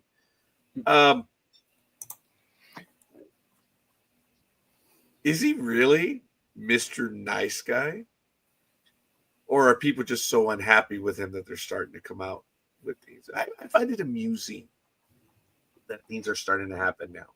So I'll see if I can find an article of that one kid. But look, folks, I told you there was more to this than could be, but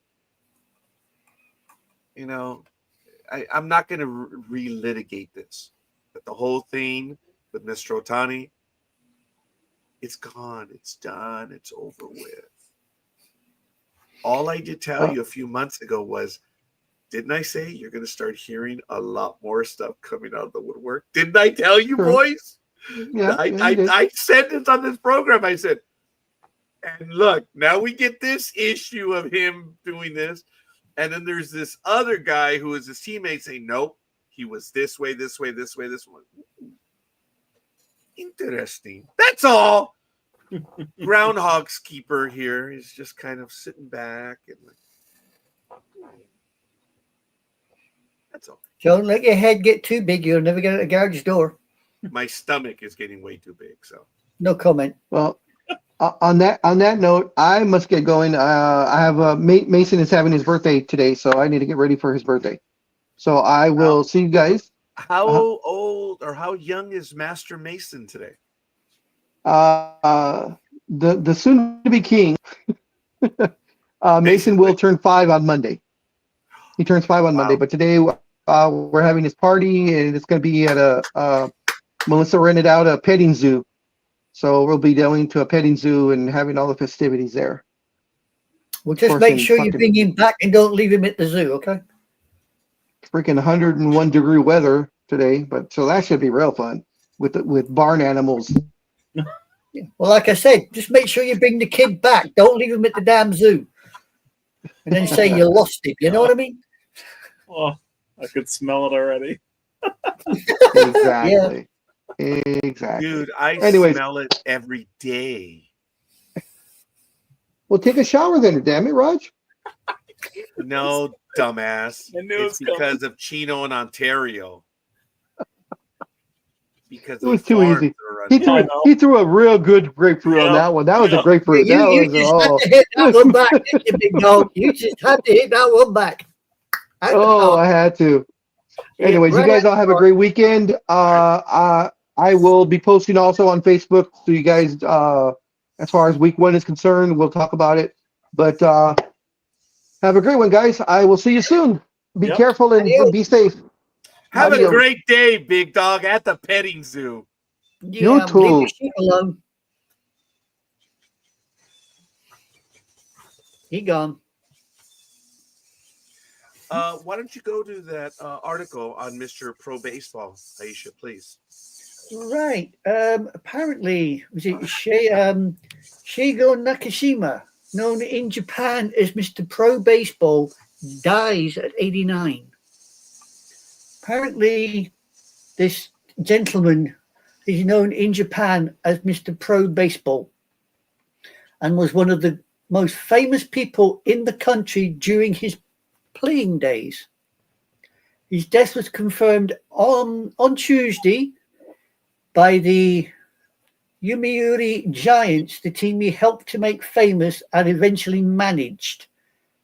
He was famous in the period before Japanese players like Suzuki and Otani began to star in North America.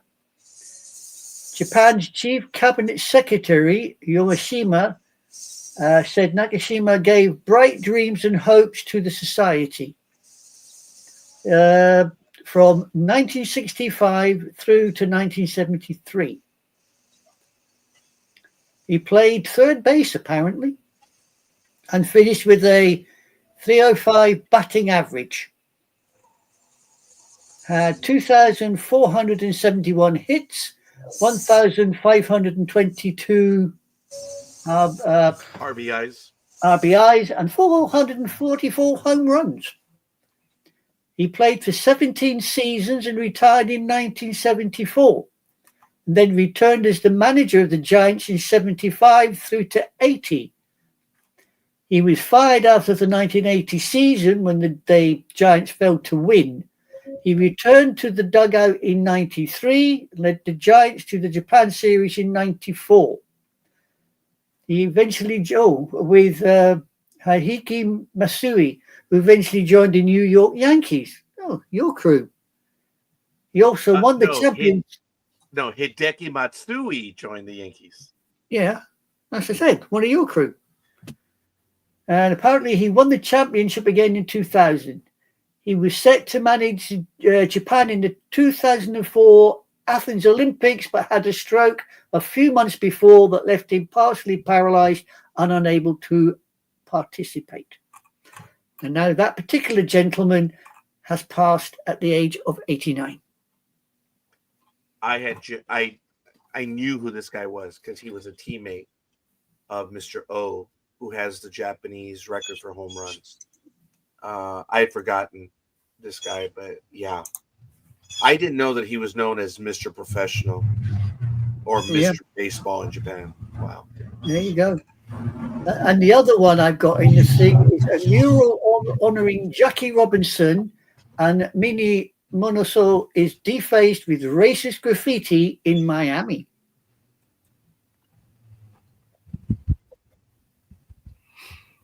There you go. What happened?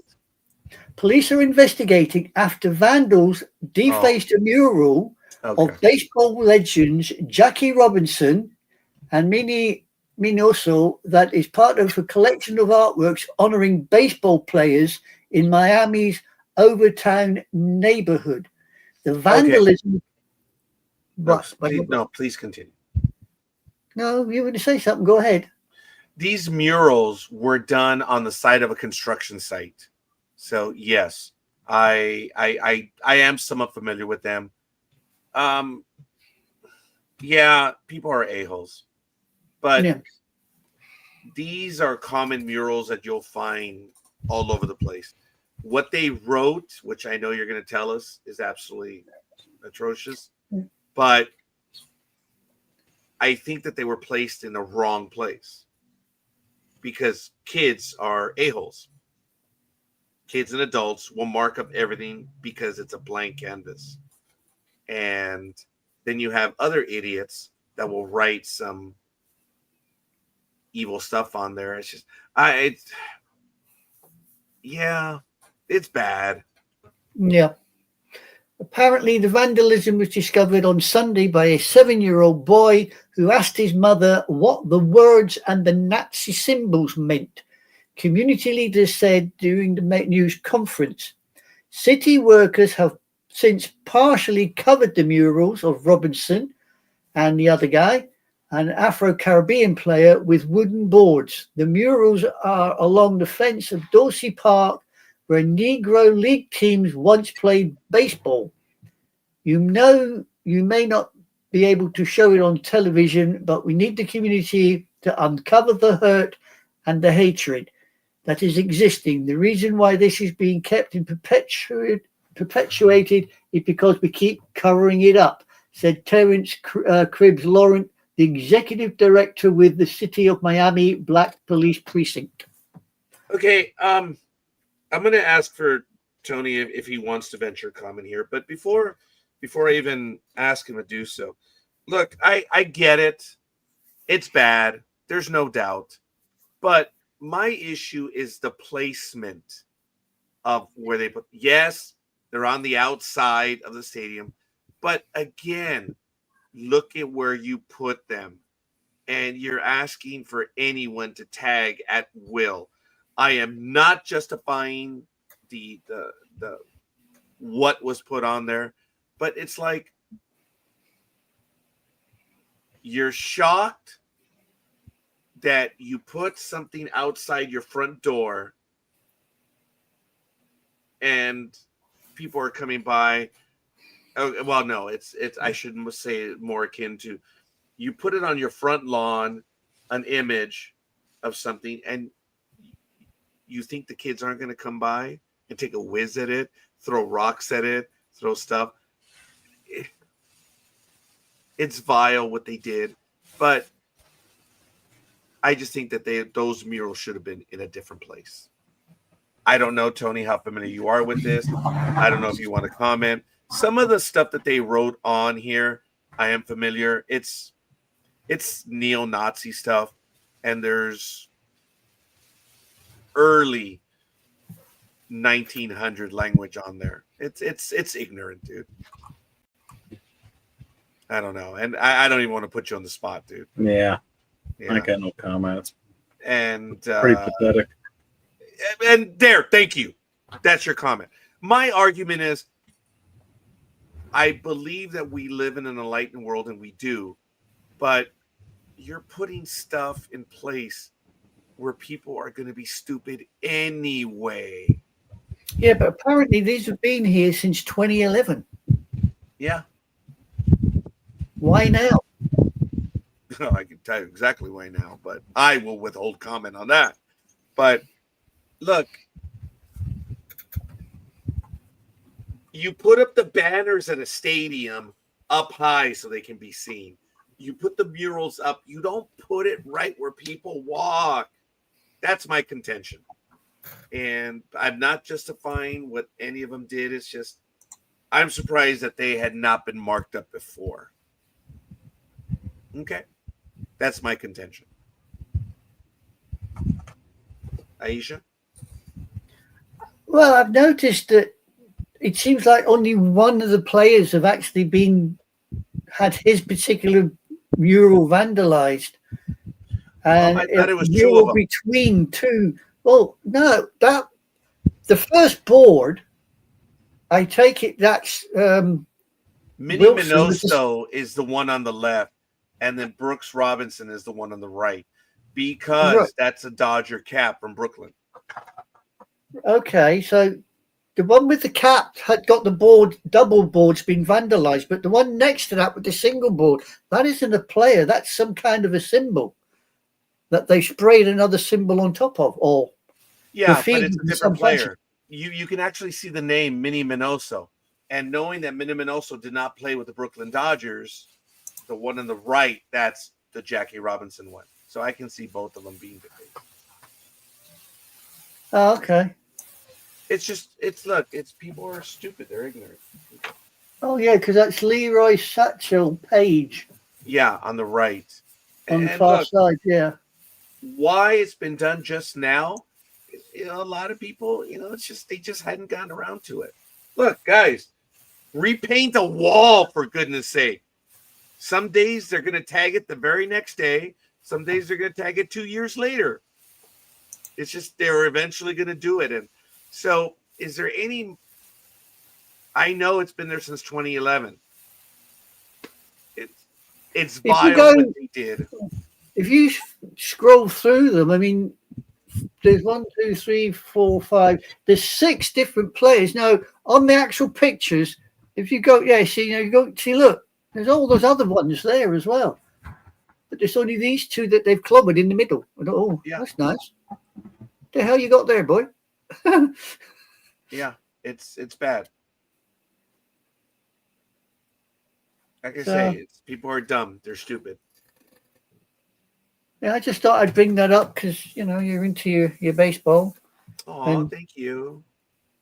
Well, I'm not exactly a baseball person because I don't know a damn thing about it really, except it's some guy stood on a mound throwing a ball at some other guy that hopefully he hits it and sends it flying. Otherwise, I thank you for your puerile analysis of our national pastime. Thank you so much.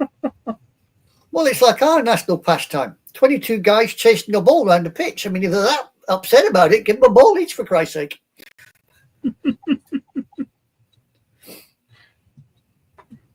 That's soccer to you. Don't worry about it. I mean, I know you're a colonial. I watched soccer during the World Cup.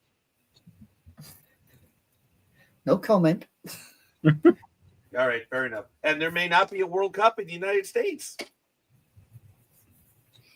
Well, no, not if a certain demented pigeon has anything to do with it. Well, no, it's just that FIFA is moving games out of the United States for whatever reason. And it's just having to do with people wanting to come watch the games. And they're finding it difficult to get tourist visas. That's another issue for another day.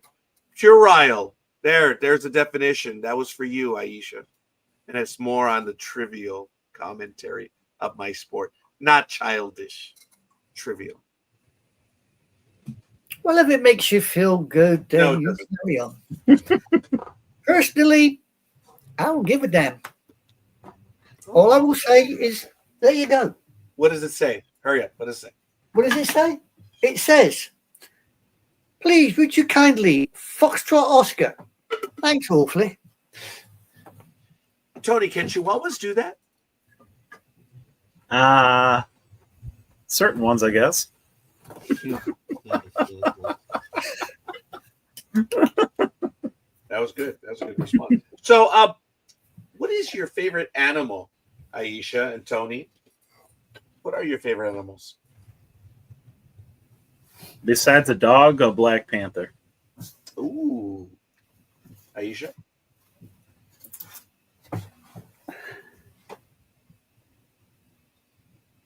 There you go. A fox? Bingo. Oh, good for you. There you go. Fox. That's my favorite animal. A fox. Coolio.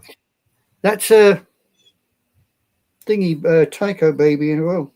Okay, well, mine is not a Chihuahua. No, it's probably a bloody piranha, knowing you. Oh, I hadn't given that thought. Anyway, Tony, do you have any items that you want to discuss, maybe even about football or anything else? I'm sure the engineer's happy. The 49ers traded for Brian Robinson, so they got some assurance in their backfield in case McCaffrey gets injured yet again. I think that was a good move for him. Yeah. For a 6th-round pick. Actually, that's not too bad then, huh? No. I was happy to see him get out of the NFC East. So we don't got to deal with him.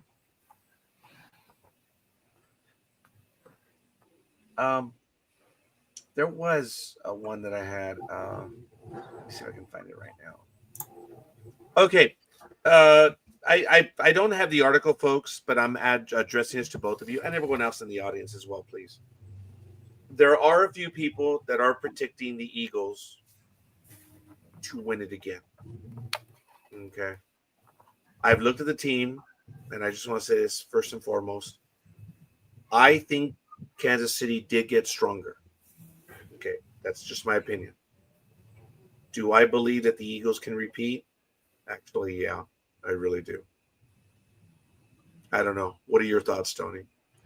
I know that you're smart enough to – you are, dude. You're smart enough to keep the fan and analysis different.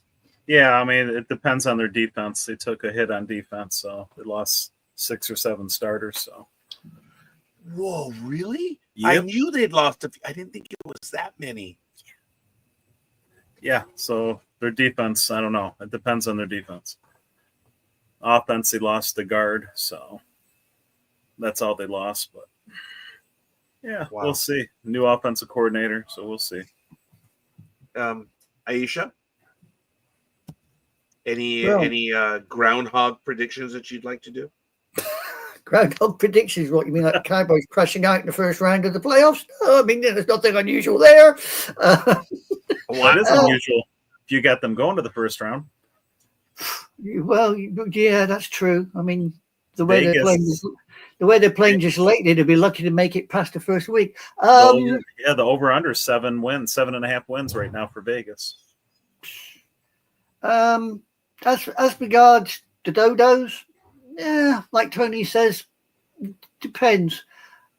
If they play smart, if they play right, I can't see why not. I think there's 1 or 2 teams that might give them a close run, KC being one of them. Other than that, yeah, I mean, as regards my team, hell no. I think they've got more chance of shitting on the moon than playing anywhere else. Hey. Are you talking about the Raiders or the Cowboys? Cowboys, you fool. We're talking about the Raiders. I'm in line with that. Yeah. What? Raiders? Who are they? Do they even play football? Oh, wait, I've heard about them, haven't they? Didn't they used to belong to Oakland or something? Something like that. Oh, you're getting a little hostile right now. Okay, that's fair. I was just trying to, establish a bond here on our 2 teams, but apparently bond between a colonial and his imperial master. You want a bond? Hey. Bone fishing. Oh man, I went fishing and I caught me a big one. Okay, all right, yeah, whatever. Okay, look here. We won twice. You are not the imperial master. What do you mean you won twice? Yeah. How did you win twice? The Civil War and every other engagement you guys fought and needed our help on. That doesn't count. We kicked your ass in 1812, mate. That's why the White House is a White House, because when we were finished with it, it wasn't even a damn house. It was 4 walls and all else. Yeah, because there was unfinished business between the colonials and the empire. But how did we lose? We got our teeth kicked in, but we didn't lose anything else. No, you lost a hell of a lot, but never mind. I mean, in First World War, when did you bother to get off your butts and join in? Oh, yeah, that's right. When it was time to end your little 1917, when it was almost over and everybody was near enough to ready to go home anyway. Well, because both sides were lying to us. Nobody was lying to you. You just had your head up your butts and weren't bothered. That's what the problem was there. And as for World War II, You had a president that knew it was going to happen, but kept his gob shut to make sure the rest of the country followed him in when Japan kicked your butt on the 7th of December. Read your history books. It's starting to come out now. They knew it was coming. Oh, they didn't say anything. They knew that the US was going to get hit. They had a good idea where it was going to get hit. You and I have never had this conversation on a history program. Yes, I do know all about that. There you go. That's the only reason you joined into World War II. Otherwise, you'd be still sitting in your posteriors thinking, oh, that's a nice little guy over there with the moustache. Okay, so anyway, the Raiders are going to be, I think, like 5 and sucky. Well, you're giving them 5 games? They're going to win 5 games? I think they're going to win 5. Which 5? The last or the first? Because they ain't going to win in the middle. That's funny. If they play Dallas, they're going to beat Dallas. Listen, a blind man on a galloping horse can beat bloody Dallas, let alone the bloody Raiders. Let's be honest. Even I can tell you that. I honestly do not give the Cowboys a snowball's helling chance this season, to be honest. I really don't. I don't think they're going to do anything. Look, I like when Dallas does well. Okay, because it's competitive for the entire league, but I don't think they're going to do well. How do you think they're going to do this year? No. What do you take, Tony?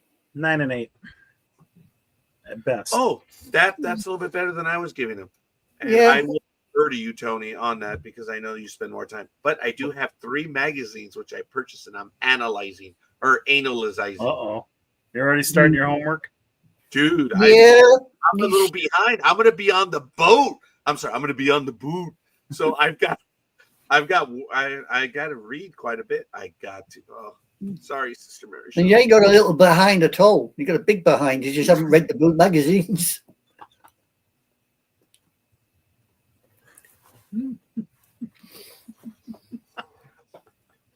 My sisters are dying right now because I know they're watching and they love what you're doing right now. I, on the other hand, do not. Well, you did ask me to come on, and you know what's going to happen when I come on, Roger. I just can't help it. I'm gonna take you set them up. I just got to knock them down. Yeah, that's my role in life. Hey, did you know that I'm in my 11th week of retirement, Aisha? No. Do you know I don't give a monkeys because I haven't started yet? I just wanted you to know. I don't care. Okay, so week 1. Oh my God, look at this. The Raiders schedule. I believe they're going to win that one. Week 1. Don't laugh, Tony. Chargers, now they lost. Yeah, they'll win that one. They might win that one. They might win that one. Yeah. They've walked that one. Week 6, they've walked that. Yeah, they may actually do a little bit better than no, there is no upset here. That's it. Index there. Hi, Ash. Oh, I don't know. Week 9, you might. Week 9, you might have a walkover. Yeah. They might run you. They might run you a bit. Week 10. Oh my God! There it is. Monday Night Football, Week 11. Oh, that's a win. That's a win for them. Then they ain't a win for the Cowboys. That's for sure. Tony, they have a weak schedule. They could. Oh God. Week 15. There's a loss. I'll be there. I will be there. Are you really? Yeah. December 14th. Wow. Is that a home game or an away game, Tony? It's in Philly. Okay. Tony, how much are the tickets that you usually get? About 400. Last year, that was a hell no. This year, it's like,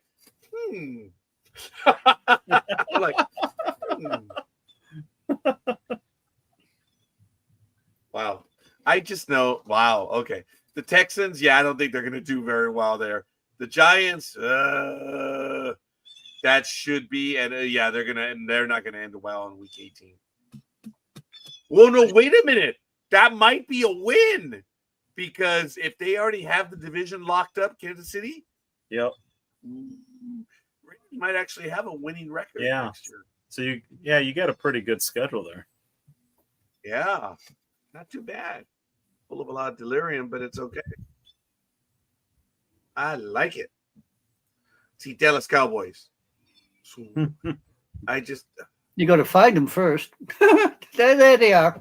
There, 1-star rating. There we go. The 1-star rating. That's funny. Okay. Rams. Yeah, you lost.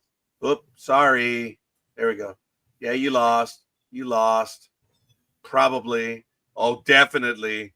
No, those are preseason.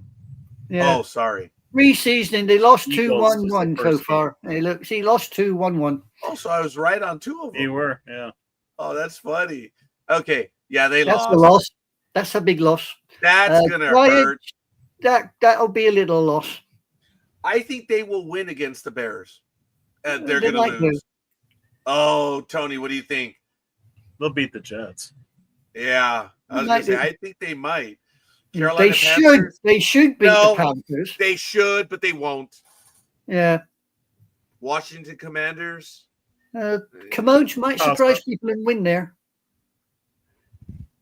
They might do well against them if they got their act together by then. Denver's doubt supposed to have the best defense in the NFL. Yeah, I don't think it's And gonna their happen. offense is pretty good too. Yeah, They're going to be a good team this year. I did. Thank you, Tony. And I meant to say that I was only kidding about the Denver that they were going to blow them out. The Raiders, I don't think so. Arizona, that's such a. Oh, that's a loss. What, for the Raiders? No, you're right. Oh, there's another one there. There's another big lose. There's another And loss. another one. And another one. And another one. And another one. Oh my God! No. I reckon the Chargers, they might by the time the Chargers get round, they just might decide to pull their finger out their butt and do something. But after that, no, you're giving them, was it 8 and 9? Did you say 8 and 9 or 9 and 8? Yeah. No, I don't. I think they'll win about looking 6 or 7 if they're lucky. Wow. I'll be honest with that one. I reckon they'll win 6 or 7. They ain't going to win much more than that. Not with that team in its present state. It's SH1T in major form. I'm going to ask everyone to do like a 2-minute analysis of their team for 2 weeks from now. And I always wanted to do the voice of the fan, 32 different voices commenting on the team. And maybe we can do a tiny version of it. I will be ready to go on the Raiders, my full evaluation. I'm going to ask the big dog to do Green Bay. I'm going to ask Jay to do the 49er. Well, either he or Thomas, but Jay. And Gridiron Girl, I don't know what her team is. It depends what time of. I'm sorry. I don't know which. The Chargers. Come on now. Oh, I was just going to let that float there for a little while. But yeah, it is the Chargers. Yeah. And, I don't mean to insult her by saying she got on the Charger bandwagon before, but that's just other people being stupid. She chose the Chargers and what's his face and said, this is going to be a good team. And she got it right. Her analysis, oh my God. She's quite astute, let's be honest. At times when she puts her mind to it, she's very astute with the teams. She will look at the teams and she will cherry pick and say yes or no. And she's not far wrong half the time. When she and I, before Tony joined us the year before, when she and I were in on it, dude, it was odd, but her and I, our picks were disgustingly similar in the last 4 to 5 weeks because there was no, we weren't risking it. We were that close going in. Like when you guys, near the last 2 weeks, you guys were going big. You had to go big. And I understood that. But guys, if you look at the way this game is played, just because you have a 10-game lead going in a few games, that means nothing because of the number of games played every week. There's 16 games. There's no safe lead. But I noticed that when Gridiron Girl and I were competing, she would get mad when I chose certain teams. And I would get mad when she chose certain teams. But both she and I went into a prevent defense. I talked about that this year, right? That I think I was in week 14 or 15. When you and her went head to head that year, it was like watching two tomcats on each side of a bloody fence. If somebody had pulled the fence away, you would have murdered each other. Literally, it was like watching two tomcats, nose to nose. That carried over to 2 years ago when Tony joined us, and I was very sensitive when she would say, "Oh, there he goes again, cheating." Remember that? Dude, that Aisha remembers, but that was an instant. Oh, dude, that set me off, man. There was bad blood between us. It was that tight all year. Oh, I remember, and she says I cheated because of the half game. And I'm like, no, I was following the rules. So every time, and she'll like come out with something, say, "Oh, there he goes cheating again." Dude, we don't need Elon Musk to get to Mars. That sets me off. It's like, yeah. You want to see Roger launch? Just turn around and say, "Roger, you've cheated again. You're picking my picks because I picked them first." Did you see the way I was reacting right now? It's like, just kidding. Yeah, I mean, you just watch the boat race. It's literally light blue touch paper and retire, because if you don't get far enough away, boom, you're covered in it, because he just goes.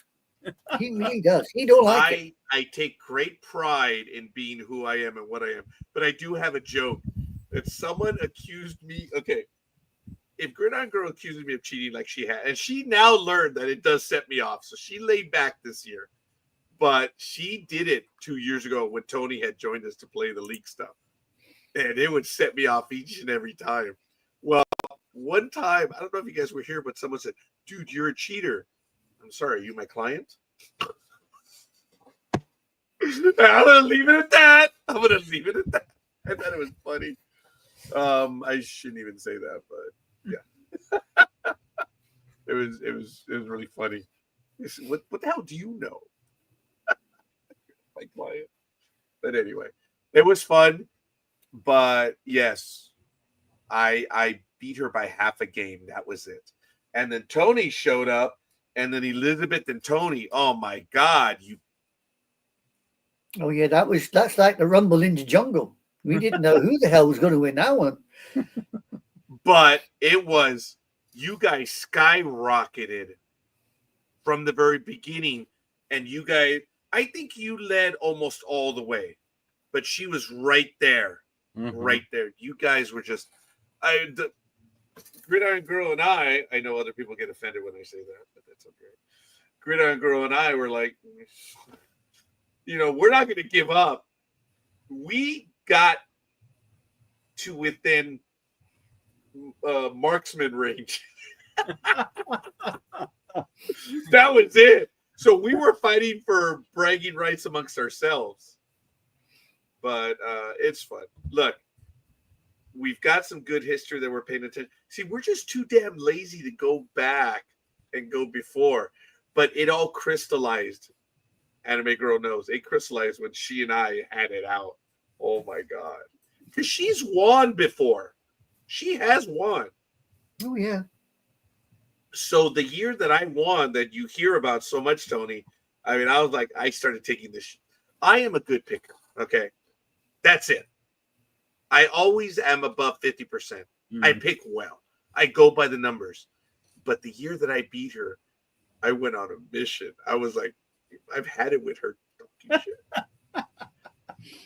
So it's apropos that I beat her by only half. That's how close it was. But I didn't realize, Aisha, that you were with us back then. But oh my God, it was what you said about the two polecats. I was laughing because I'm like, yep. Oh yeah. Yeah. It was fun. Two tomcats, nose to nose. Oh, two tomcats. Oh God, yes. If anybody pulled that fence away, it would have been literally, fur flying, eyeballs going all over the place. Who would care? There were insults Yeah. thrown live, and we were picking the game. She's, oh, don't be stupid.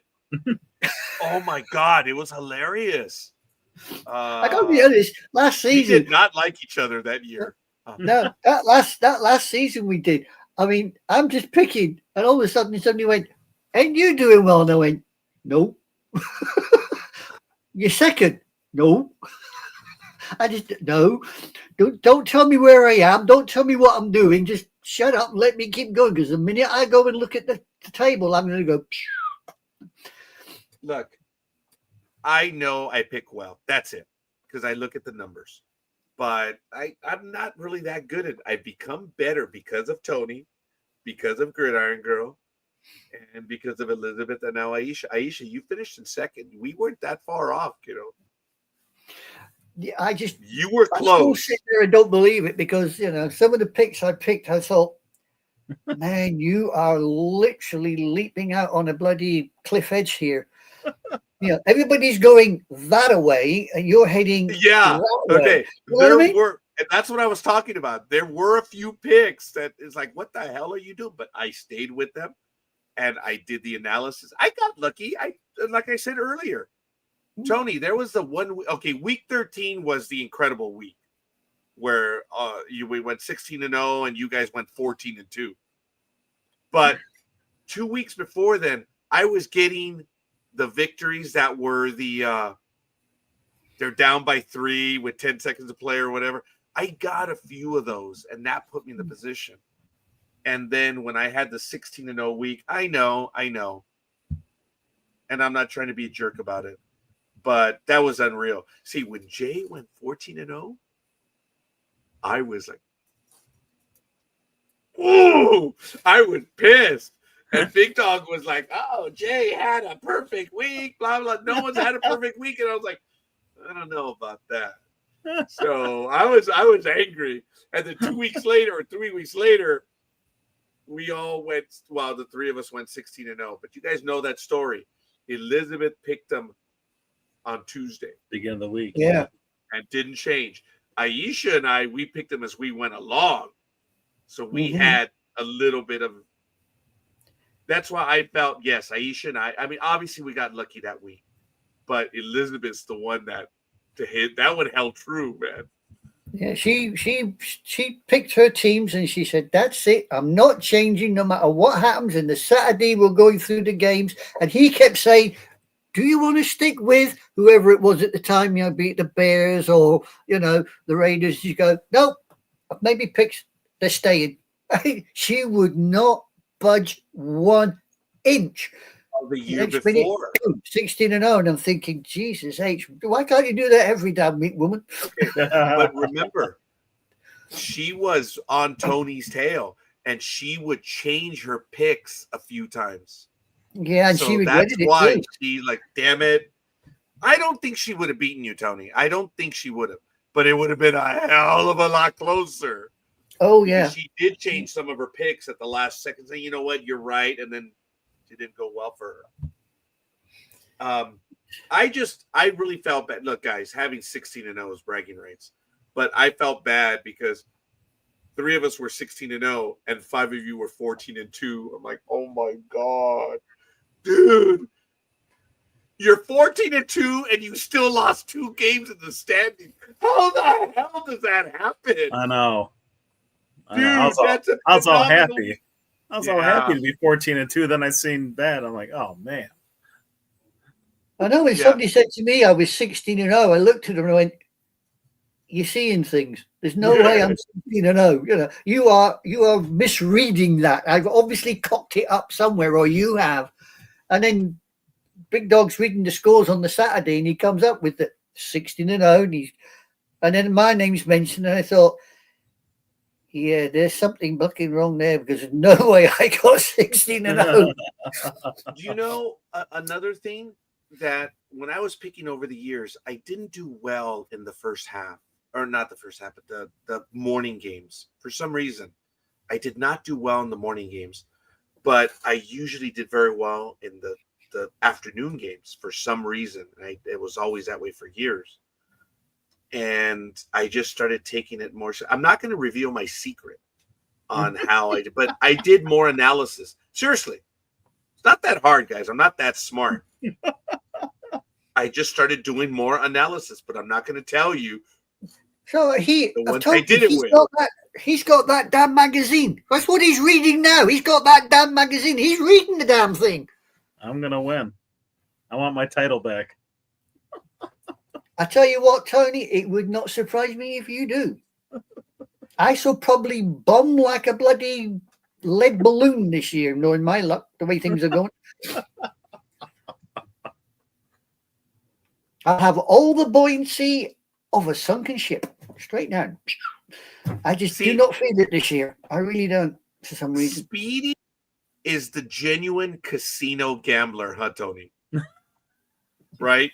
Because he goes for the big, Yes. That's Speedy. You got to give him his due, though. He's got his teams and he sticks with certain teams and he'll go with them. There was it last season? Everybody went for the one team, and Speedy came in last for some reason. Roger sat there and said, he said the game, I can't remember who it was, and he said, right, everybody's here, nobody. Speedy straight away, bing, who's the outlier? And what happened? The son of a bitch won. Yes. But we've had the year before, remember, that happened a lot when we were all on the side and if Speedy went for the win, he'd win. Or no. If 15 people went for the one team and one went, then that one person would win. That's when Tony was with us. And that happened enough for us to, It used to be actually standard procedure that if we all went for the same team, everybody knew that was a loss. Yeah. Didn't matter who we went for. It could be the Eagles, the Cowboys, the Raiders. Didn't matter who. If we all went for the one team, that was it. That was a zero. That was a regular thing. Yeah. That's true. Now, Thomas, he bets money. If he were to bet, to win, I think he would do bet, but he plays the money angles. Yeah. And Dream does very, very well. You guys heard the joke 2 years ago, right? That Dream always talks to the big dog and all these other guys about gambling. Well, he asked me for my opinion, and I gave it to him, and he's never asked me since. Yeah.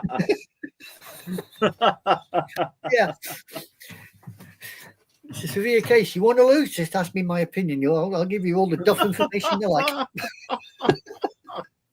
I'll be honest. I once did this with the Grand National Horse Race over here. I picked the winner. And somebody turned around and went, "Oh, that horse is my favorite. Can we swap?" No problem. We swapped. Guess what? The damn horse won. I lost. I put money on any sporting occasion. It doesn't matter if the Giants are playing the Panthers and the Giants are guaranteed to win. I put money on the bloody Giants, and I can tell you now, Panthers going to kick the butt. I lose. The minute money crosses the table, I'm out of it. That's why I don't bet. I don't bet because I know fine damn well I'm going to lose. Well, bet against your Cowboys, and then they'll have a good season. You got to be kidding. You have got to be kidding. See what prevails. That'd be the only time I did win. Folks, we have a lot of people. Sorry. Yeah, put money on the Eagles to win against the Cowboys, and I tell you what, you watch the Eagles go tripping down the bloody stairs, and the Cowboys probably won't fucking show up. I do but the agree Eagles will still win. Yeah. Folks, we have quite a few people watching us, and I want to remind everyone that we're going to start our picking as early as 2 weeks from now. So it's already been posted on Facebook. You can get your picks in. The rules are you just got to be committed. You got to be in on it. If you have 3 misses, you're out. You don't qualify. But you got to be in there. You got to be in. You've got to have every game chosen. It's a lot of fun. It is a lot of work. It really is. But it is fun. It's bragging rights. The 2 actually no, the last 3 years, right here, baby, right here. The last 3 years, these are the winners. Oh yeah, I won last year. You won the year before, and the year before that, I won. And I think the year before that was Gridiron Girl, but it's not in my interest to go that far back. But I believe she did. I believe she did. So, like I said, she's won in the past. We've been doing this for so long. But it was just something that we did. But it got nasty between Gridiron Girl and I. That's where we're like, okay, yes, doable. And we've been keeping track of it. So, she's the only one I know that can poke the bear with a stick, and the bear really does respond because she knows just where to poke that damn stick. Well, look, for years, prior to Tony being here, for years, the way Gridiron Girl would bet, a lot of people changed their bets because of her. Yeah, Tony, I've got to be honest and say I did. She's good at picking games. Yeah. She does somewhere like, what the hell are you? And then they pull it out. And I get nervous when she goes against me. I'm like, oh, son of a... And you sit there and think, what the hell does she know that I don't?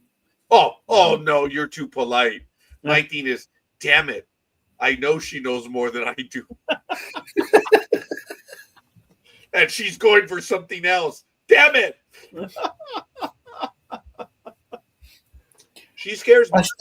She does. Yeah, I still think Roz is pretty good at picking occasionally, though. Oh my God. Okay, Color Maven. You know why, right, Tony? Why we call her Color Maven? She picks the colors of the team she likes. Whichever team looks better. Yeah, the colors. Yeah. That's how she goes. But she is a Baltimore team. Yeah, she is a Baltimore fan. And that's what is so cool. We all have a favorite team here, which is neat. And I got to tell you. The other bit of a laugh we can all do is we can all take the mickey out of our own teams and we don't care. You know, we give and take. Yeah. When I was in Texas and in Oklahoma, I was stunned as to how it's Cowboys, and that's it. There's nothing else. You got the Rangers, you got the Texans, and you have the NBA team. No, it's Cowboys, man. Everywhere you go is Cowboys. Well, it is, isn't it? Right. Texas is Cowboy Nation. That is it, isn't it? Texas is Cowboy Nation. Unfortunately, they think they're Cowboy Nation all over the damn place, and they ain't anymore. They used to be, but they ain't anymore. Well, I think they're still the number one when it comes to team merchandise. Yeah. Yeah, but that doesn't win games, Roger. Let's be honest. It does not. No. You could sell snow to the Eskimos. That doesn't mean you're going to win. True? Damn you, woman. That was good. That was good. Oh, my God. That was funny. God. I mean, the Cowboys can sell all they want. The problem is Mr. Jones is a pain in the butt and won't release the team. He needs to back off and rev up and bugger off, basically. Everywhere I went in Dallas, Fort Worth, Texas, and stuff like that, it was amazing to me to see all of the Dallas paraphernalia. The stores were immense. When I went into the casino, seeing all that Dallas stuff, it was unreal. And look, there's one image when I walked into a Buc-ee's, which was really kind of cool. Here it is, the image again. Look, guys, this was one side. Okay? Come and take it. That has to do with guns. Dad's Garage, Texas Ranger. Oh, my God. Dallas Cowboys, Dallas Cowboys, Dallas Cowboys. And look, up here, Dallas Cowboys, Dallas Cowboys, Dallas Cowboys. One Texas, that's it. but it's all Dallas Cowboys. And it's really crazy. It's really kind of cool. All the shirts. There were no other teams in the Buckies. It was all Dallas Cowboys. Look at that, man. Some of it was kind of cool. The shirts actually felt good. And I was like, I actually was stupid, Tony. I did this. I put the shirt. I was like, oh, like, ah! Yeah, it burned him. No, it's the actual act that I was trying on a Dallas Cowboys shirt. Yeah, it burns you, you know. It burns the unholy. When you put on a Dallas shirt and you're not supposed to wear it, you get burned because you're the unholy. It You're burns the unholy. Yeah, you're the unclean. Yeah, if you believe that, you believe the moon's a balloon, but never mind. I thought it was a pile of cheese. The stuff they have in the Buckies was just amazing. All the stuff that they had. And he didn't buy me a damn mug. Not even a damn mug. I didn't say I didn't. See? I'm waiting for it to arrive because I could personalize it. I mean, he's All the only the guy I stuff know they that had. squeaks when he walks. There's a personalization. So If you can't find your name online, oh, okay. you can get everything personalized over there. But anyway, it was really cool. I post a lot of the images. I have a few others I'm going to be putting up, but we'll see. So, Tony, what are you going to do the rest of the day? I'm going to the gym, and then I'm doing a horror movie night at a friend's house. What Which are you movies watching? are you going to see? Well, I'm going to bring probably about 20 movies and see what she wants to watch. So Probably end up watching the Amityville Horror knowing him. It's that's funny. You never know. I think I might go see a horror movie either today or tomorrow. I've got a few things. I What, have you to mean do you're going to watch tonight. the Yankees lose again?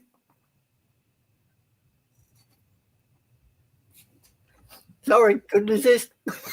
Okay, Aisha, Yes.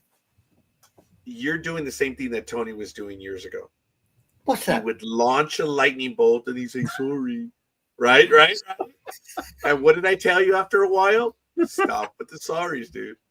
It is cool. Never apologize. It's a sign of Never weakness. apologize, especially in sports, right? That's why we do this, because we don't have to. It is. We what don't it is. apologize. We just insult each other, then wait to see the reaction. Well, you know, for the most part, we don't react, but every now and then it does get nasty. So, Oh, well.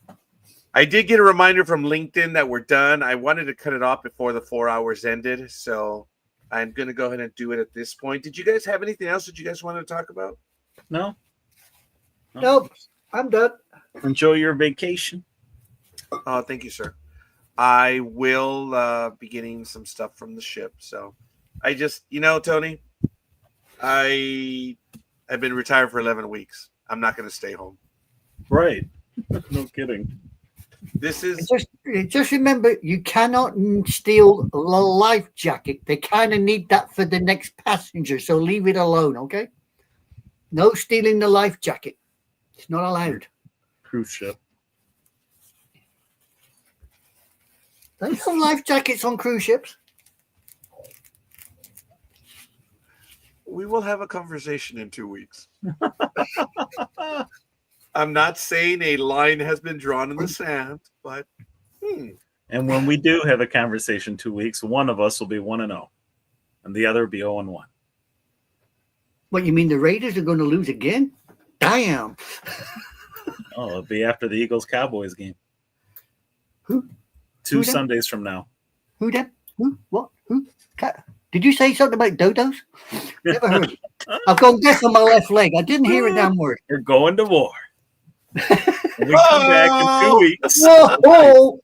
Declaration man. of war, is it? Okay. if I could play the music to Patton right now, it would have been great. When the Third Army is moving, that is such an awesome moment in the movie. Oh my God, that would have been great. To war! The war. Guys, it's gonna be fun. We have wow. Talk to your friends, talk to whoever wants to join, but they just got to be in on it. But other than that, it's all good. I want to thank you, Tony. Obviously, I want to thank Big Dog, obviously, for being here as well. And Aisha, it's great. Everyone in the chat room, Roz, Gridiron Girl. I did not actually get a comment from Lethal Migraine today. He's always in, and we didn't get a comment this time around. So hopefully everything is good with him. Stunned by what was being said. That's all. We probably stunned him into silence. We should put a red ring around today's date. No. I could shut up a presidential candidate much sooner than I can shut that guy up. Shame you didn't shut Trump up then, but never mind. Oh, did I say that? Go.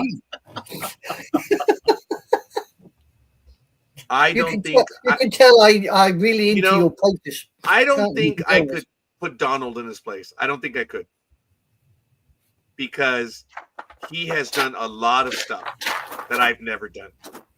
So I don't know if I could shut him up. I don't know if I can. But other people who are weaker, piece of cake. I don't know if I could. No, I don't think I could. I've imagined engaging him, and I'm like, it never goes very well. So that's why I'm thrilled you say that. I'm like, no, I don't know.